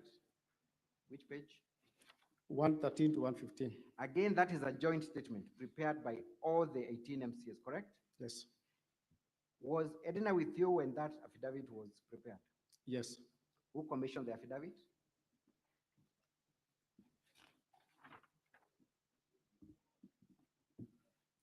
Brian Kiprotich. Brian Kiprotich. In which office did Brian Kiprotich commission this document from? Imarisha Cable Plaza. Which town? Kericho. You confirm that all of you appeared before that commissioner for oaths? Yes. Mr. Cheriot, were you for the impeachment of the governor, or were you for the position of saving the governor? I was for the position of saving the governor. You were. So you have not supported any process of impeaching the governor? You have not.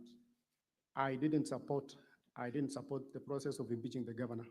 Thank you. I want you to go to volume 3 of the County Assembly's document at page 120. Let's see what you contributed before the House in respect to the issue of fictitious payments. I want you to read verbatim your contributions contained at page 120 of volume 3. That's the Hansard's report, Honorable Senators, as contained at volume 3, County Assembly's documents. Page 120.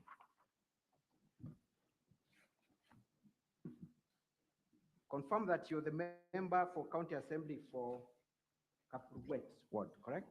Yes.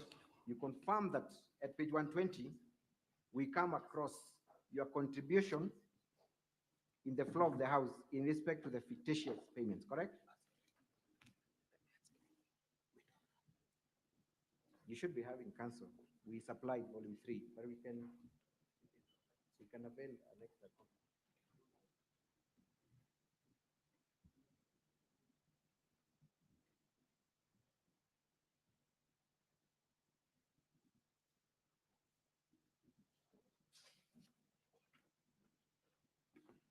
Page 120.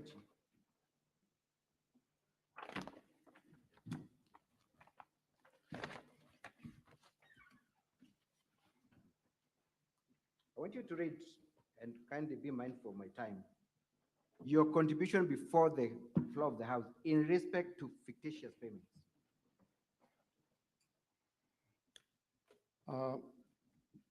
Thank you very much, Mr. Speaker, sir, for giving me this opportunity to contribute on this report on fictitious payments.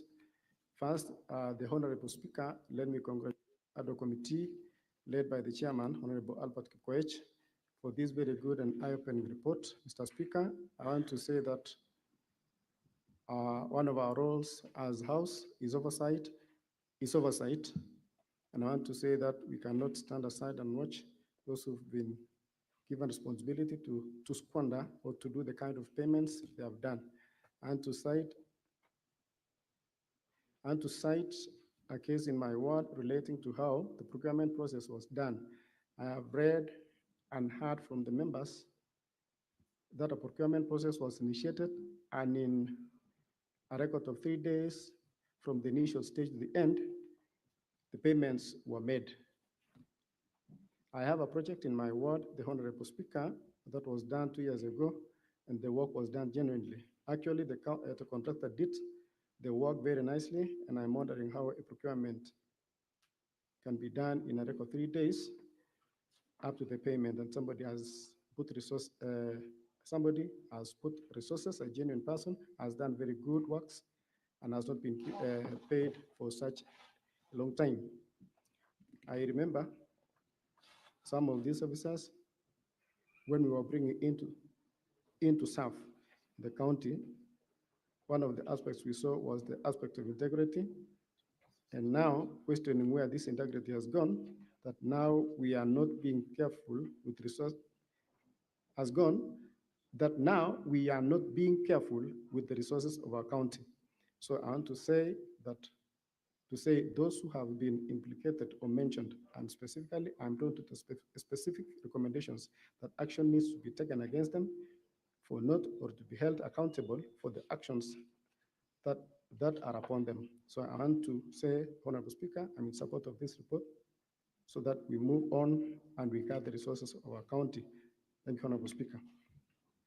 Are you changing your position in respect to the report on fictitious payments? I'm not changing, but there were specific recommendations, not really impeaching the governor. You did not disagree with the report, did you? I agreed with the report, but with recommendations, specific recommendations. You endorsed the report, correct? Recommendations. You endorsed the report, correct?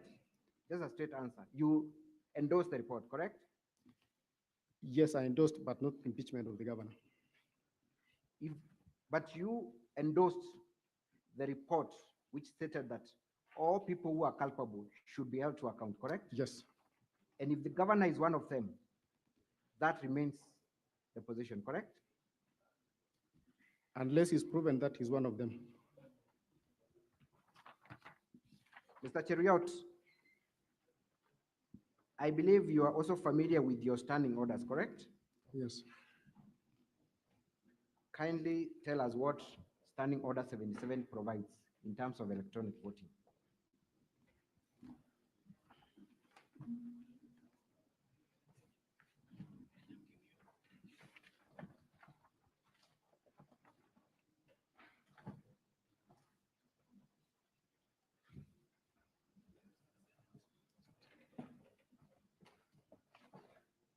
And before you read Standing Order 77, while we are still at that report, kindly go at page 178, volume 4A.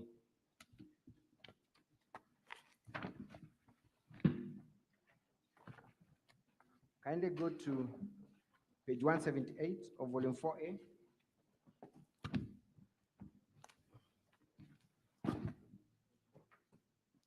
We are still talking about the same fictitious payments report, correct?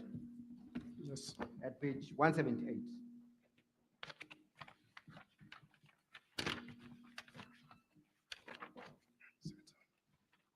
What was the last recommendation by the committee? The last recommendation was that section 30,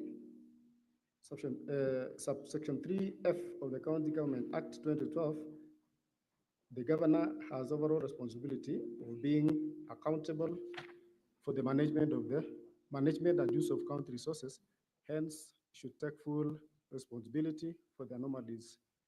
That is part of the report that you endorsed, correct? Recommendations. The report contained the recommendations, correct? Yes. We have seen you making contributions before the floor of the House, endorsing that recommendation, correct? And therefore you endorsed the removal or action being taken against the governor for fictitious payments, correct? Correct? All those found culpable for the... That specific recommendation targets the governor, correct? Yes, this one targets the governor. And you endorsed this report that targeted the governor for having the overall responsibility, correct? Mr. Cheruiyot, correct?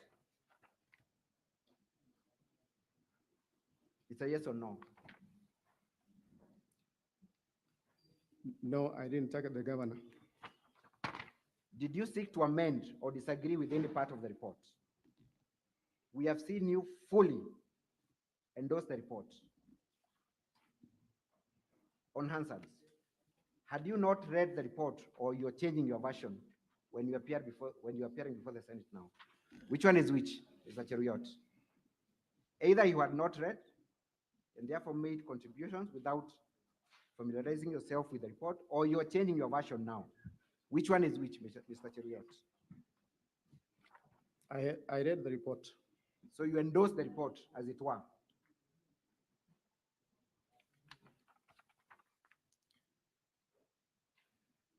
I'm struggling to understand what your position is. You have just told Senate here that you do not agree with the report to the extent of removing the governor on account of fictitious payments, correct? Yes. That's what you've told us. We have seen you on the floor of the House endorsing this report that seeks to hold the governor fully accountable for the same. Which one is your position, Mr. Cheruiyot? That report also recommended for the governor to be given time. I am interested in that specific recommendation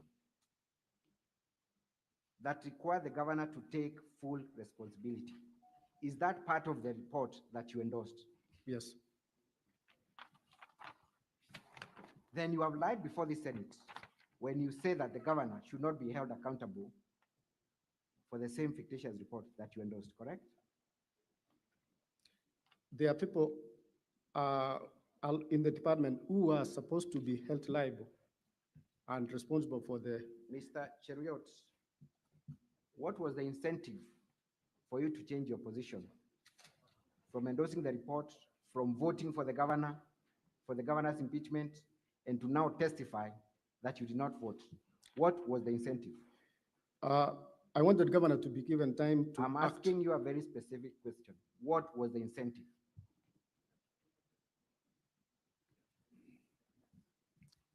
I didn't support the impeachment of the governor. You did not support the impeachment of the governor? Yes. Even though the evidence states the contrary.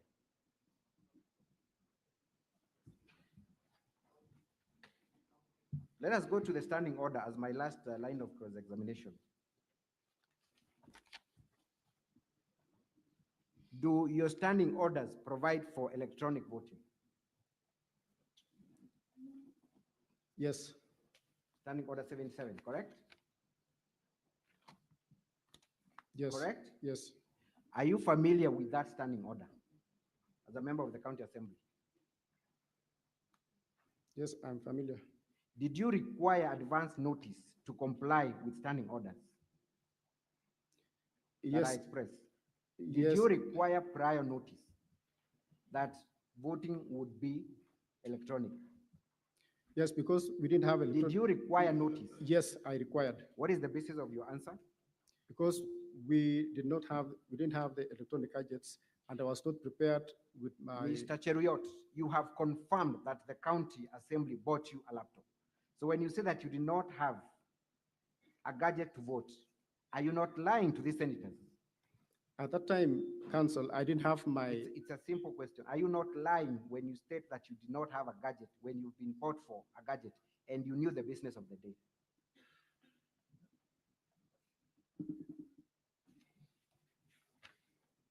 You lied, correct? I didn't have my laptop at that time. Were you not aware of the business of the day? I was aware, but I was not aware that electronic system would be used.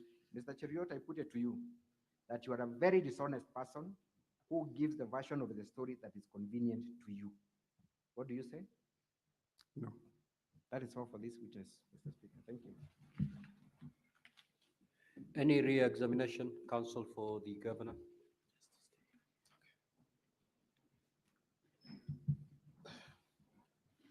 Mr.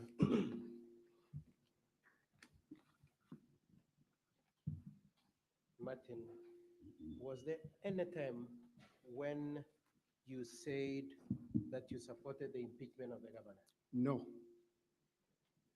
The part that has been read to you, does it say anywhere that the governor is to be impeached? No, it doesn't. And more specifically on the issue of the vote, did you vote in support of impeachment? I didn't. And that's your testimony in this assembly? Yes. That you did not vote in favor of the impeachment? Yes. Now, even assuming for one moment you had a different mind when you're arguing, were you entitled to change your mind before the voting? Yes.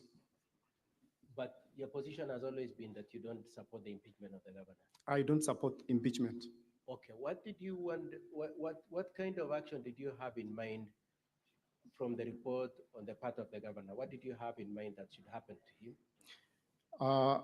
Because there were other specific recommendations, yes. So myself, I wanted the governor to be given time to implement what the so committee. Your position is that the responsibility that the governor was to take on account of the fictitious payments as is alleged was that he be given time to take action on those claims? Yes.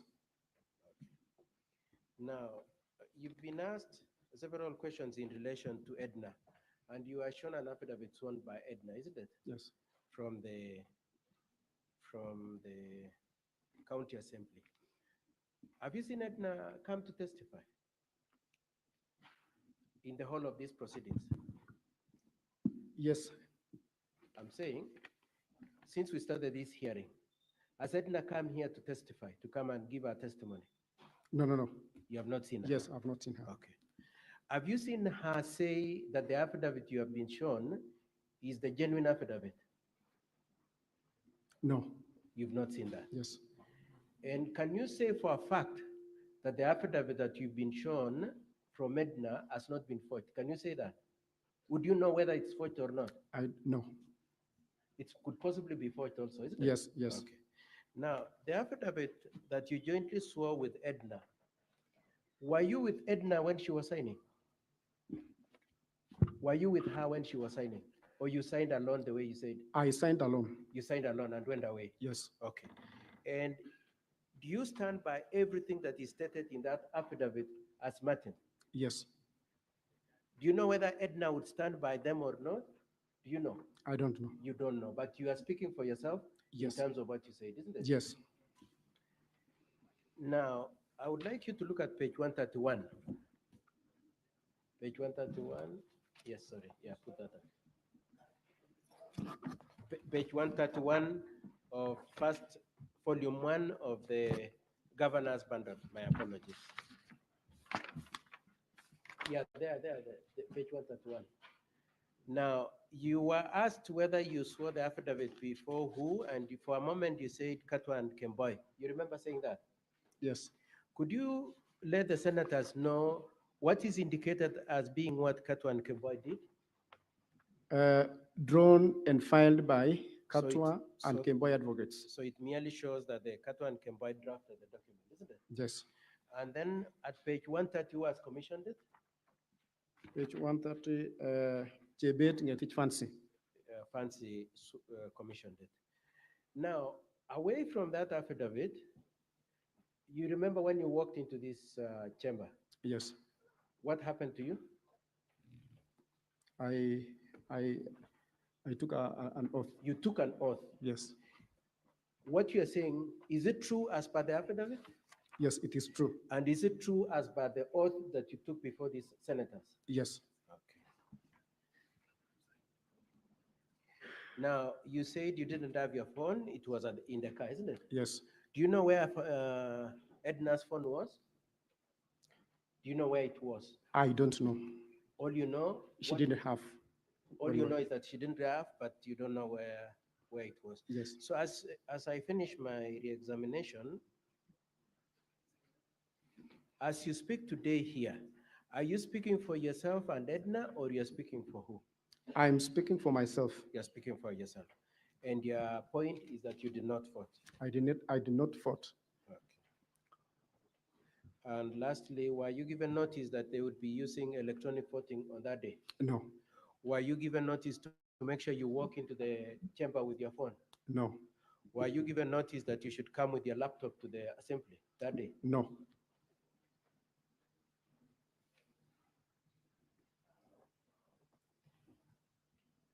That should be all for this witness, Mr. Speaker, sir. Thank you.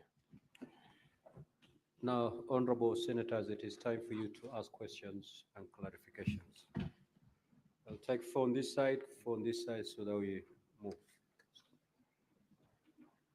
Senator for Nairobi City County.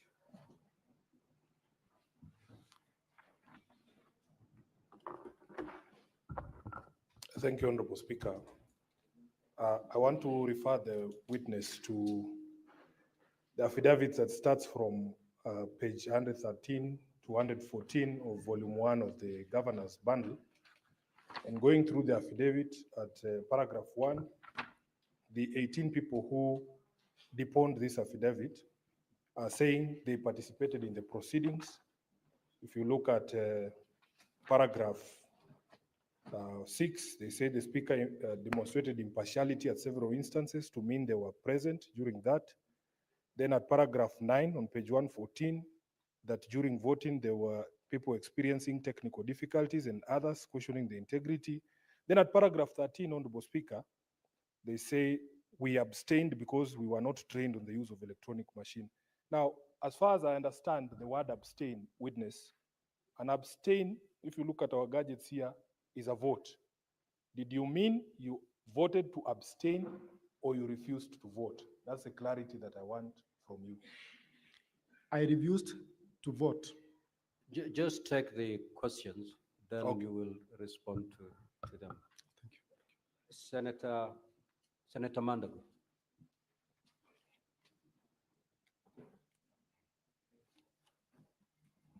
Senator Murango. Asante sana Mstahiki Spika. Swali langu ambalo ningetaka kuuliza mheshimiwa ni kwamba amesema alikuweko katika bunge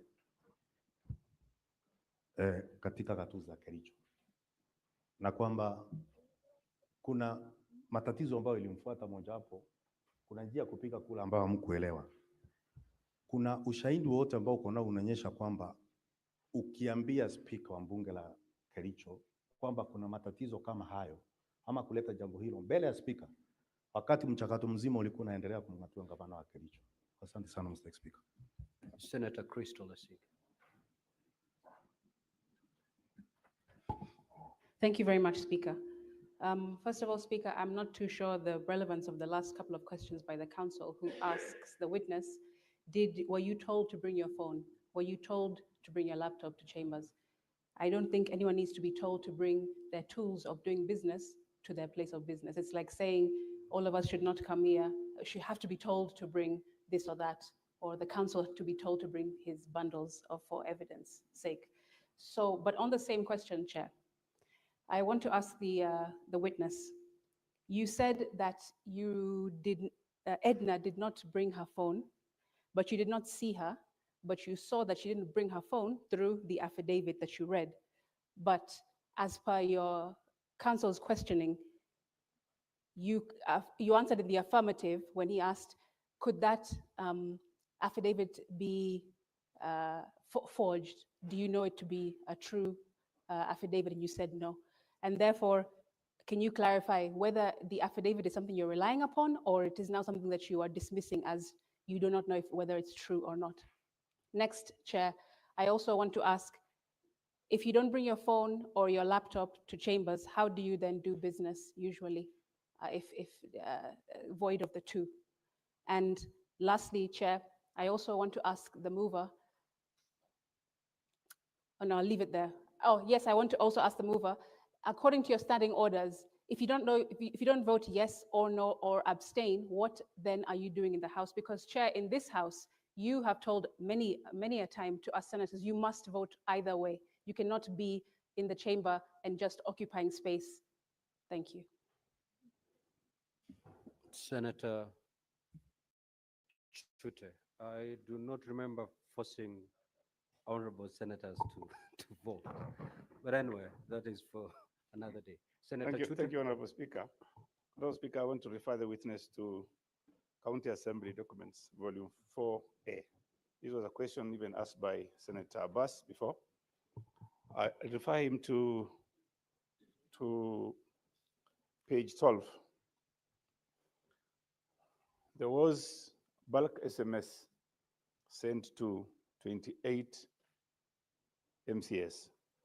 I wanted to know from the witness if he was among the 28 MCS who got the messages. Thank you. Senator Olekina. Senator Fak. Mr. Speaker, thank you.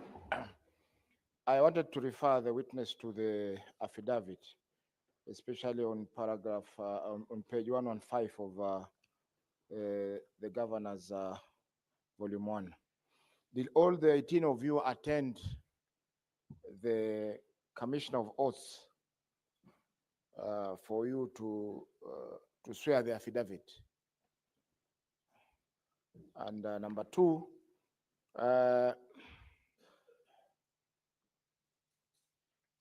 looking at the affidavit, you have stated that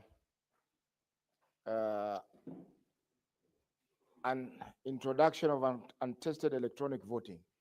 Did your standing orders provide for electronic voting? And when did you amend the standing orders to allow for the electronic voting? Thank you. Senator Mbugua. Thank you, Mr. Speaker.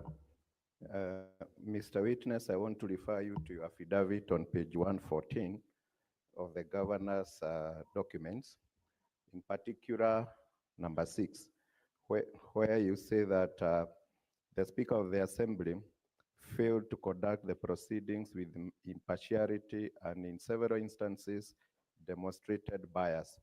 Can you give this House examples of those bias? And number 2, the last sentence of number 7, you say that members had a right to choose the mode of voting, whether manually and electronically. Is this provided for in your standing orders, or where do you get these rights? Thank you, Mr. Speaker. Senator Beatrice Kenya. Thank you, Honorable Speaker. Honorable Speaker, phones are very personal items. I would like to know from Mheshimiwa, what role you have in knowing where people keep their phones? And especially on this member, how would you know where somebody's phone is?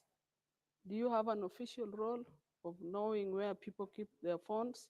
Or for what reasons did you know where the honorable member's phone was? Senator Bone. Mr. Speaker, I would like the witness to clarify to us one common denominator for all of us who speak English language in this chamber today is that at one time you went to school. Were you being reminded to carry with you a pencil and an exercise book when you're going to school? And if that common sense did not make it difficult for you, you always carried. Why do you want me to believe that the speaker or the clerk or somebody in Kericho had to remind you to carry the gadgets for you to go and vote? Finally, do you appreciate the fact, based on your verbatim contribution in the county assembly and the contradiction you're making in the House today, do you appreciate the import of what you are doing to the case of the governor who you have come here to help to succeed in his case? Or have you deliberately come here to make fools out of the people who sit in this distinguished House? Senator Maruma. Then log out, Honorable Senator, please. Senator Olekina. Senator Fernande. Thank you, Mr. Speaker.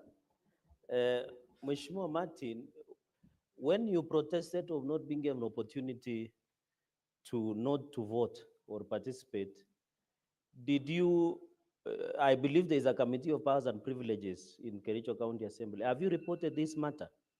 Secondly, is it coincidence, according to volume 1 of Governor's Bundle, that 18 of you did not carry their phones? 18 of you, because that is page 6 on volume 1 and you are number 10, that all of you did not carry your phones that day to the chamber because you knew the SMS link will be sent to your phone. And finally, Speaker, sir, I have seen the answered and I have seen your affidavit. Who are you? Is this a number fraudite case? You are trying to be a number fraudite. Where are you? Do you want us to believe the affidavit or the answered? Thank you, Mr. Speaker, sir. Senator Morgo. Thank you very much, Mr. Speaker, for giving me the opportunity. I would like to know from the Honorable MCA if he realizes that he is contradicting himself to have agreed with a report that intends to impeach the governor and yet denies signing. Does he realize how he is contradicting himself? And then secondly, did he plan with the lady MCA to leave their phones in the car? Because it cannot be a coincidence that they left their phones in cars and yet they were supposed to have them. Was there an intention, was there a prior plan before voting time? Senator Olekina.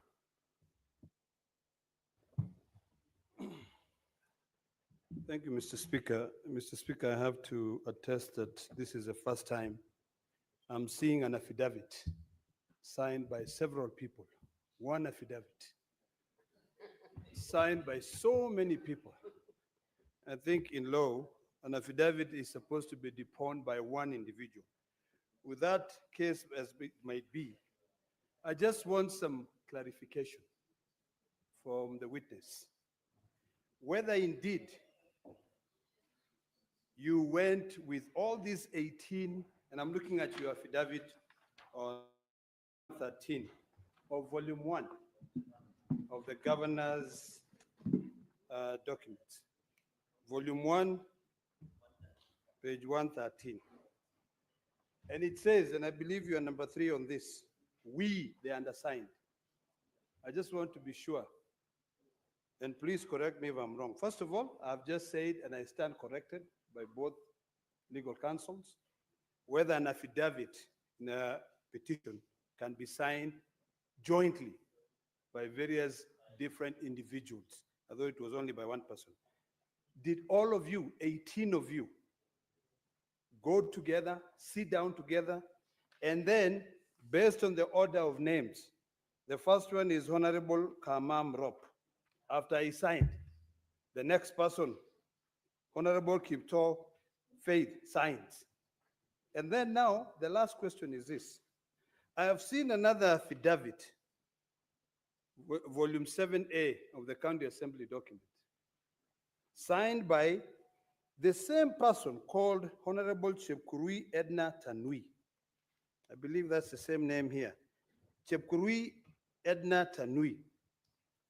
How is it that you... You're off record, Honorable Senator. Senator Veronica. Thank you, Honorable Speaker. I want to refer you to County Assembly documents, volume 4A, page 28. There is a report there, the electronic voting system, voting results audit, indicating that Honorable Cheriot Martin Kiplangat voted at 19:26 and 12 seconds. Did you actually either on phone or on the computer that was in the house, the assembly? Did you vote? You did not vote. So this is a false document, what the assembly has brought. Or have you changed your mind about the vote you put on that day? And following what you have alleged in your affidavit, that you think this system came without a proper tendering process, was installed in the night, did you change your mind because of the way the system was introduced as a voting system during the impeachment proceedings? You never voted. So you want to tell Senate this is a false document, the one that has been brought by the County Assembly of Kericho? The report on the electronic voting system. They did the voting, the voting by electronic, but I myself did not vote. Was there a system that day that was used by MCAs to vote? Did you see any system in the assembly?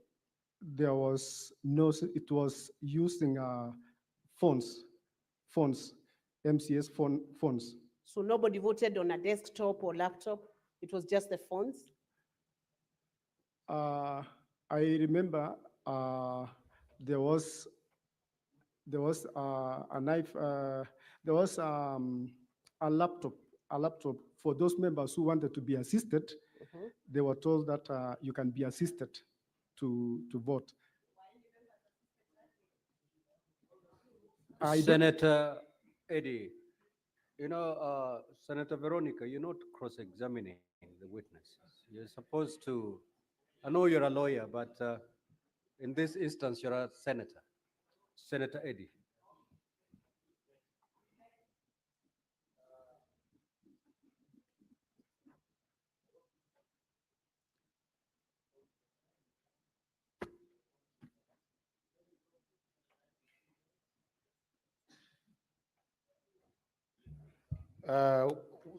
Mr.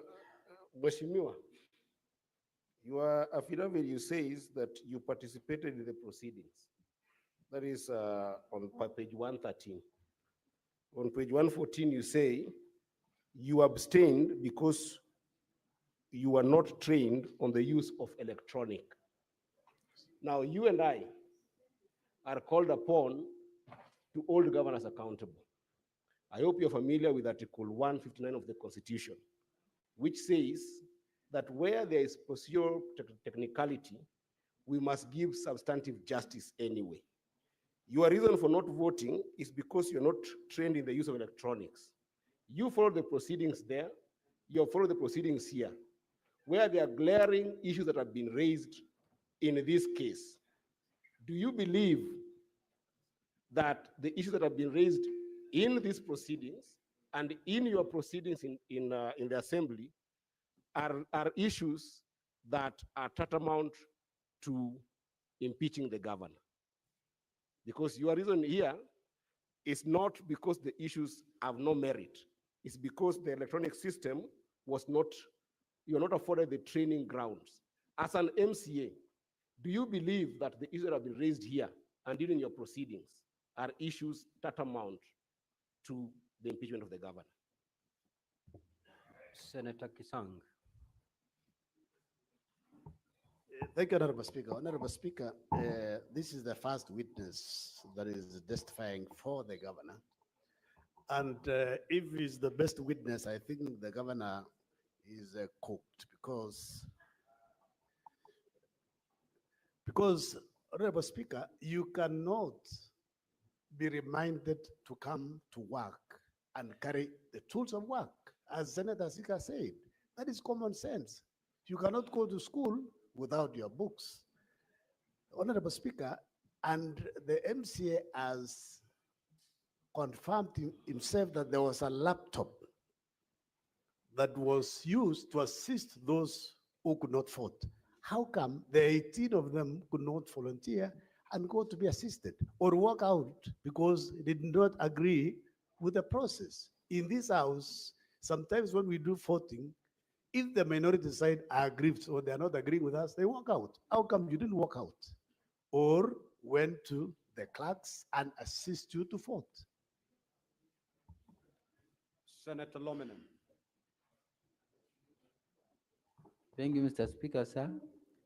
I ask the witness, Mheshimiwa, did you participate in impeachment motion? Yes, the debate, I was there, but. And did you vote? I didn't vote. Which means did you use to vote?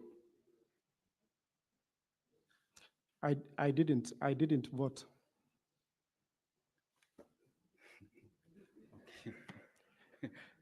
So did you see the other 18, the 17, did you see them vote? I didn't see them vote, Honorable Senator. When the Speaker directed voting to take place, we had requested him. Actually, one member, Honorable Paul B, stood on a division and requested that voting be done on roll call. And all of us, the 18 members, stood because we suspected manipulation on this voting process. I feared manipulation myself. Confirm you are 17, not 18. Because did you see Edna vote? I didn't see Edna vote, but she stood when the rest of the members stood.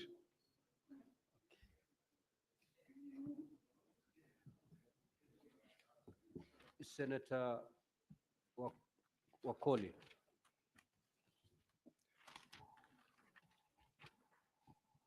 My first question, my friend, honorable member. Are these phones that messages were sent to you, are they county assembly phones or personal phones? Number two, did you receive any SMS to your phone to remind you that you are supposed to connect with the system to vote? Huh? I'm talking about that day. And number three, when you are getting into the house, like we have our honorable sergeants at times, they always check these systems to see if signals are working. Did your sergeant at times come across to confirm if there are Wi-Fi, data, so that when they call to vote, you are actually updated? Honorable Speaker, let me request that you allow me to respond maybe from what Mheshimiwa Senator has just asked about my phone. Is it personal or it's a assembly phone? Then I'll go back to the rest of the questions from the honorable senators. My phone is my personal phone. It is not a county assembly phone, so it's my personal phone. And also, you've asked of if I received the message to my phone. I've said at that particular time of voting, my phone was, I left my phone in the car. And since I didn't vote, later when I got my phone, the message was there. The message, the link, the SMS had been sent to my phone. And since I didn't have my phone at that time, I didn't open the message. So even up to now, up to date, up to today, as we are talking, the message is there. I have not opened. All of us, honorable senators, you know, when a message comes to your phone, there is, when you click to open, it shows that you've opened the message. So because of my fear myself of manipulation of the votes, I feared really getting into the link. Thank you, Honorable Speaker. Senator Hazana.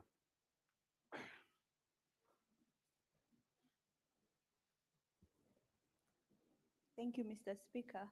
I would like to know from the witness, I would like more clarification on the phone issue, because we know that technology is so advanced lately, such that we have incidences, we have a screensaver which can actually make you not see what the person sitting shoulder to shoulder with you is typing.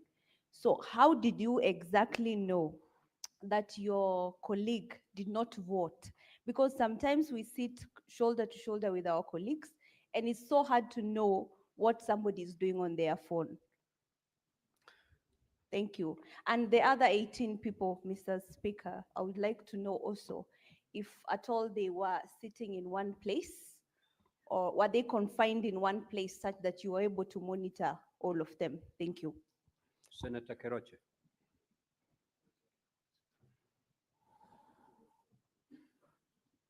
Thank you, Mr. Speaker, sir. And I also want to talk to ask one or two questions to the Mr. Witness. I think when you talk of the electronics or the systems, and the first question you asked, your level of education, this is a diploma. And I look at you, you're not at 40. If Senator Kericho said about the technology is an analog, everybody will believe. But you now, it's very hard for people to believe that you ran away because of the system. And then the other question, it's better you'd have even used, if I was your lawyer, I would have used and said, I didn't want to impeach the governor, but not about the system. The other, do you have your phone today? Yes, Honorable Senator, I have. How many times do you forget your phone? Because I know the young people, they don't forget. There is one thing they don't forget, their phones. Thank you. You are talking to your mother. That's why I know everything. Thank you. So, Honorable Member, you may now proceed to respond to the queries. Thank you, Honorable Speaker.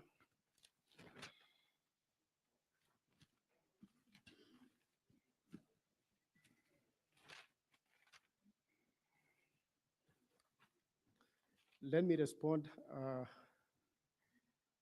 Honorable Speaker.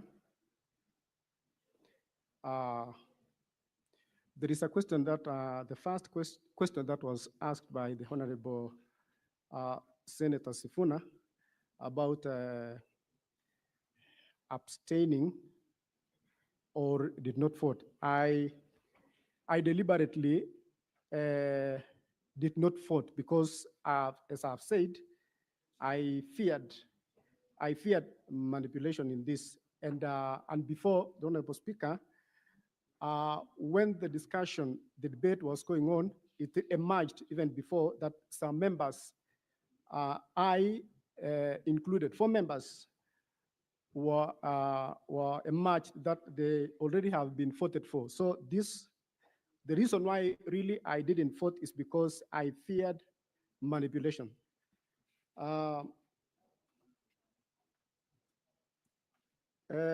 Honorable Speaker,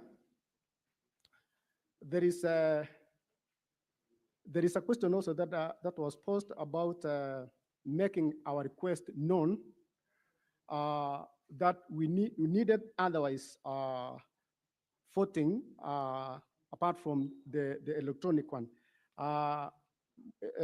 Honorable Paul B. requested the speaker to allow us for the roll call, and when he stood, he was actually denied, but all of us stood on a division, the 18 members, and the speaker directed that the electronic system be used. There is a question also, Honorable Speaker, about the affidavit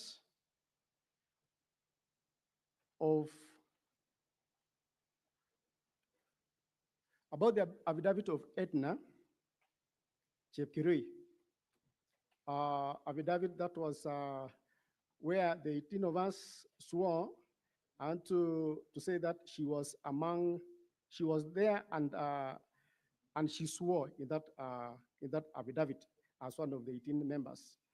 Another question, Mr. Speaker, Honorable Speaker, is that there was a question almost similar to the one I was asked before about my phone at the time of voting. Then I've said I didn't have my phone at that time of voting. It was in my car.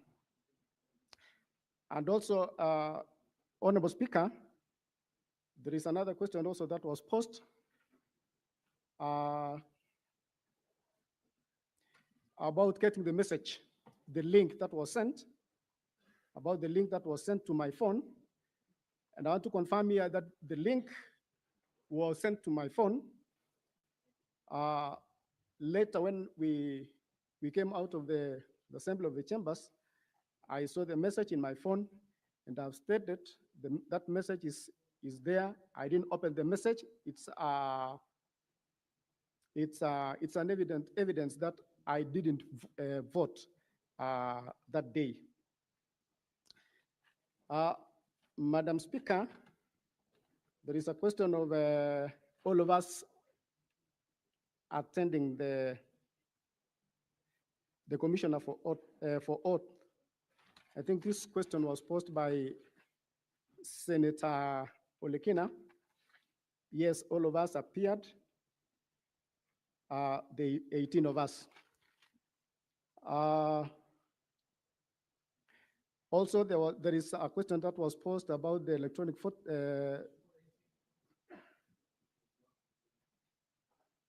Pardon, Honorable Speaker. Senator. Proceed on and Okay. answer the questions. Thank you.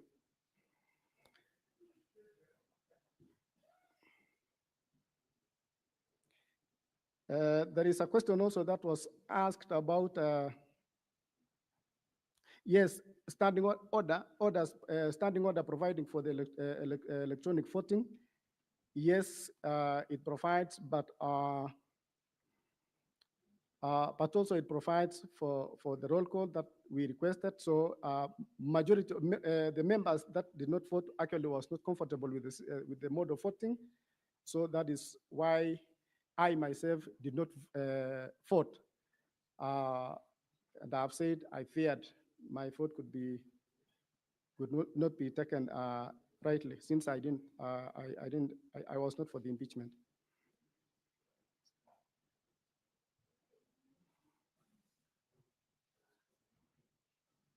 There is also a question of if from Honorable Senator about I having an official role in knowing where a member keeps a phone.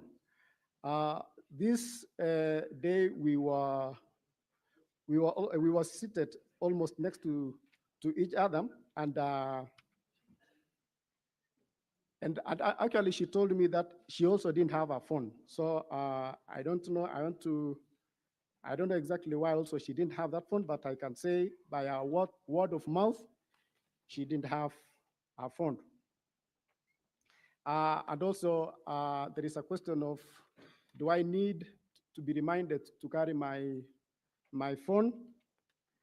No, I do not need to be reminded because I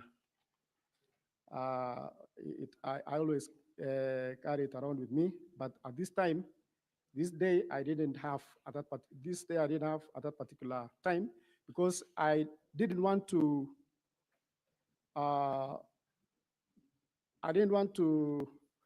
There were many calls actually coming from my people on the ground. So this was a weighty matter that actually needed a lot of attention.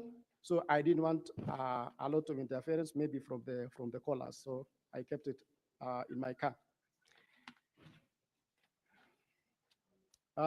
There was a question also that Honorable Senator said that asked if I've come to make fools out of the senators. No, kindly, I've come to give my evidence, and this is a house of honor, a house of we regard highly honorable senators. There was a question also.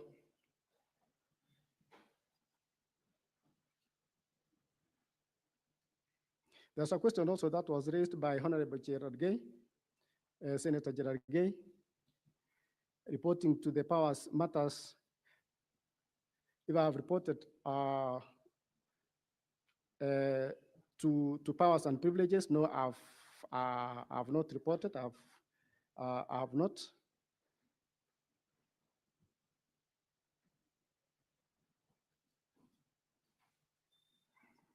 Yes, there is also another question of actually referring back to Mheshimiwa Honorable Etna about the phone that was asked by, it's actually similar.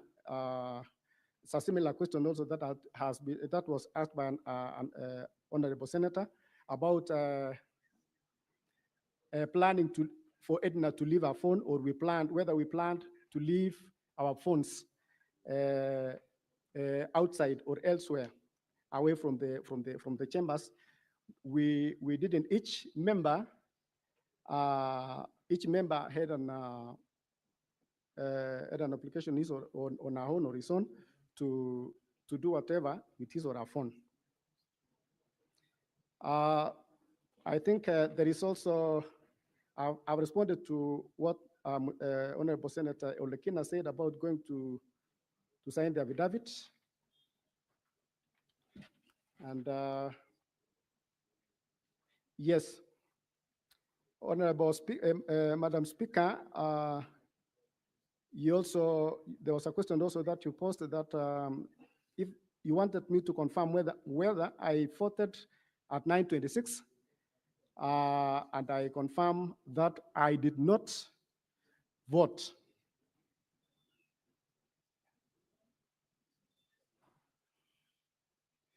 And Honorable Senator Eddy, there was a question also about the proceedings and proceedings of the House and reasons for not voting. Then this one I say myself, I did not vote because, as I've stated, I feared a lot of manipulation in this, and that is why I didn't vote. So, Honorable Speaker, that is my submission. Thank you.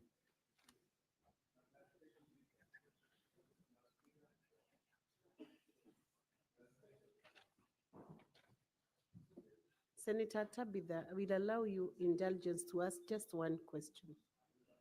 Then the speaker, then the witness will respond to that. Thank you, thank you. My question is very simple, Mheshimiwa. Does your phone have a password? Yes or no? My phone, yes, it has a password. Thank you. Just Yes. leave it at that. So nobody could access the voting if your phone has a password. Leave it at that. Senator Kathy Muma. Thank you, Honorable Speaker. My question, I would want to understand what the Honorable Member was going through. So you went through this impeachment hearing. Yes. Were there issues, the issues that have been raised before us, did you find them weighty enough to impeach the governor that your only problem was the method of voting? No, I didn't support the impeachment of the governor, and I myself wanted to vote no for the impeachment of the governor. But as I said, I feared manipulation of the votes. I didn't trust the electronic process. That's why we had requested for the roll call.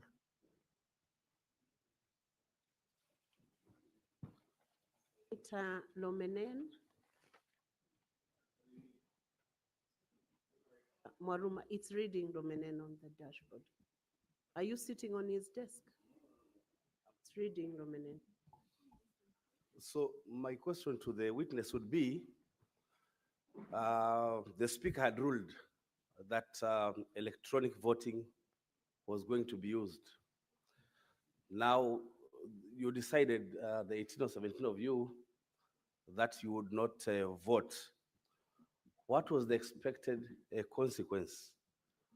Did you think that the whole vote will be annulled by virtue of the fact that some of you used to vote?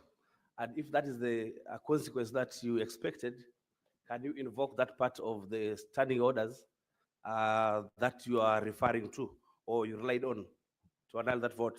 Because whether you vote or you don't vote, the vote will still count when others have voted. Thank you, Honorable Speaker. The Honorable Senator, as I've said, the 18 of us,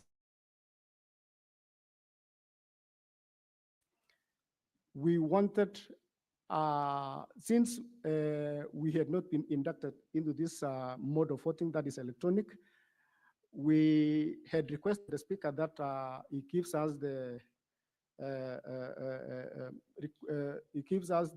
leeway that we use the roll call for this process,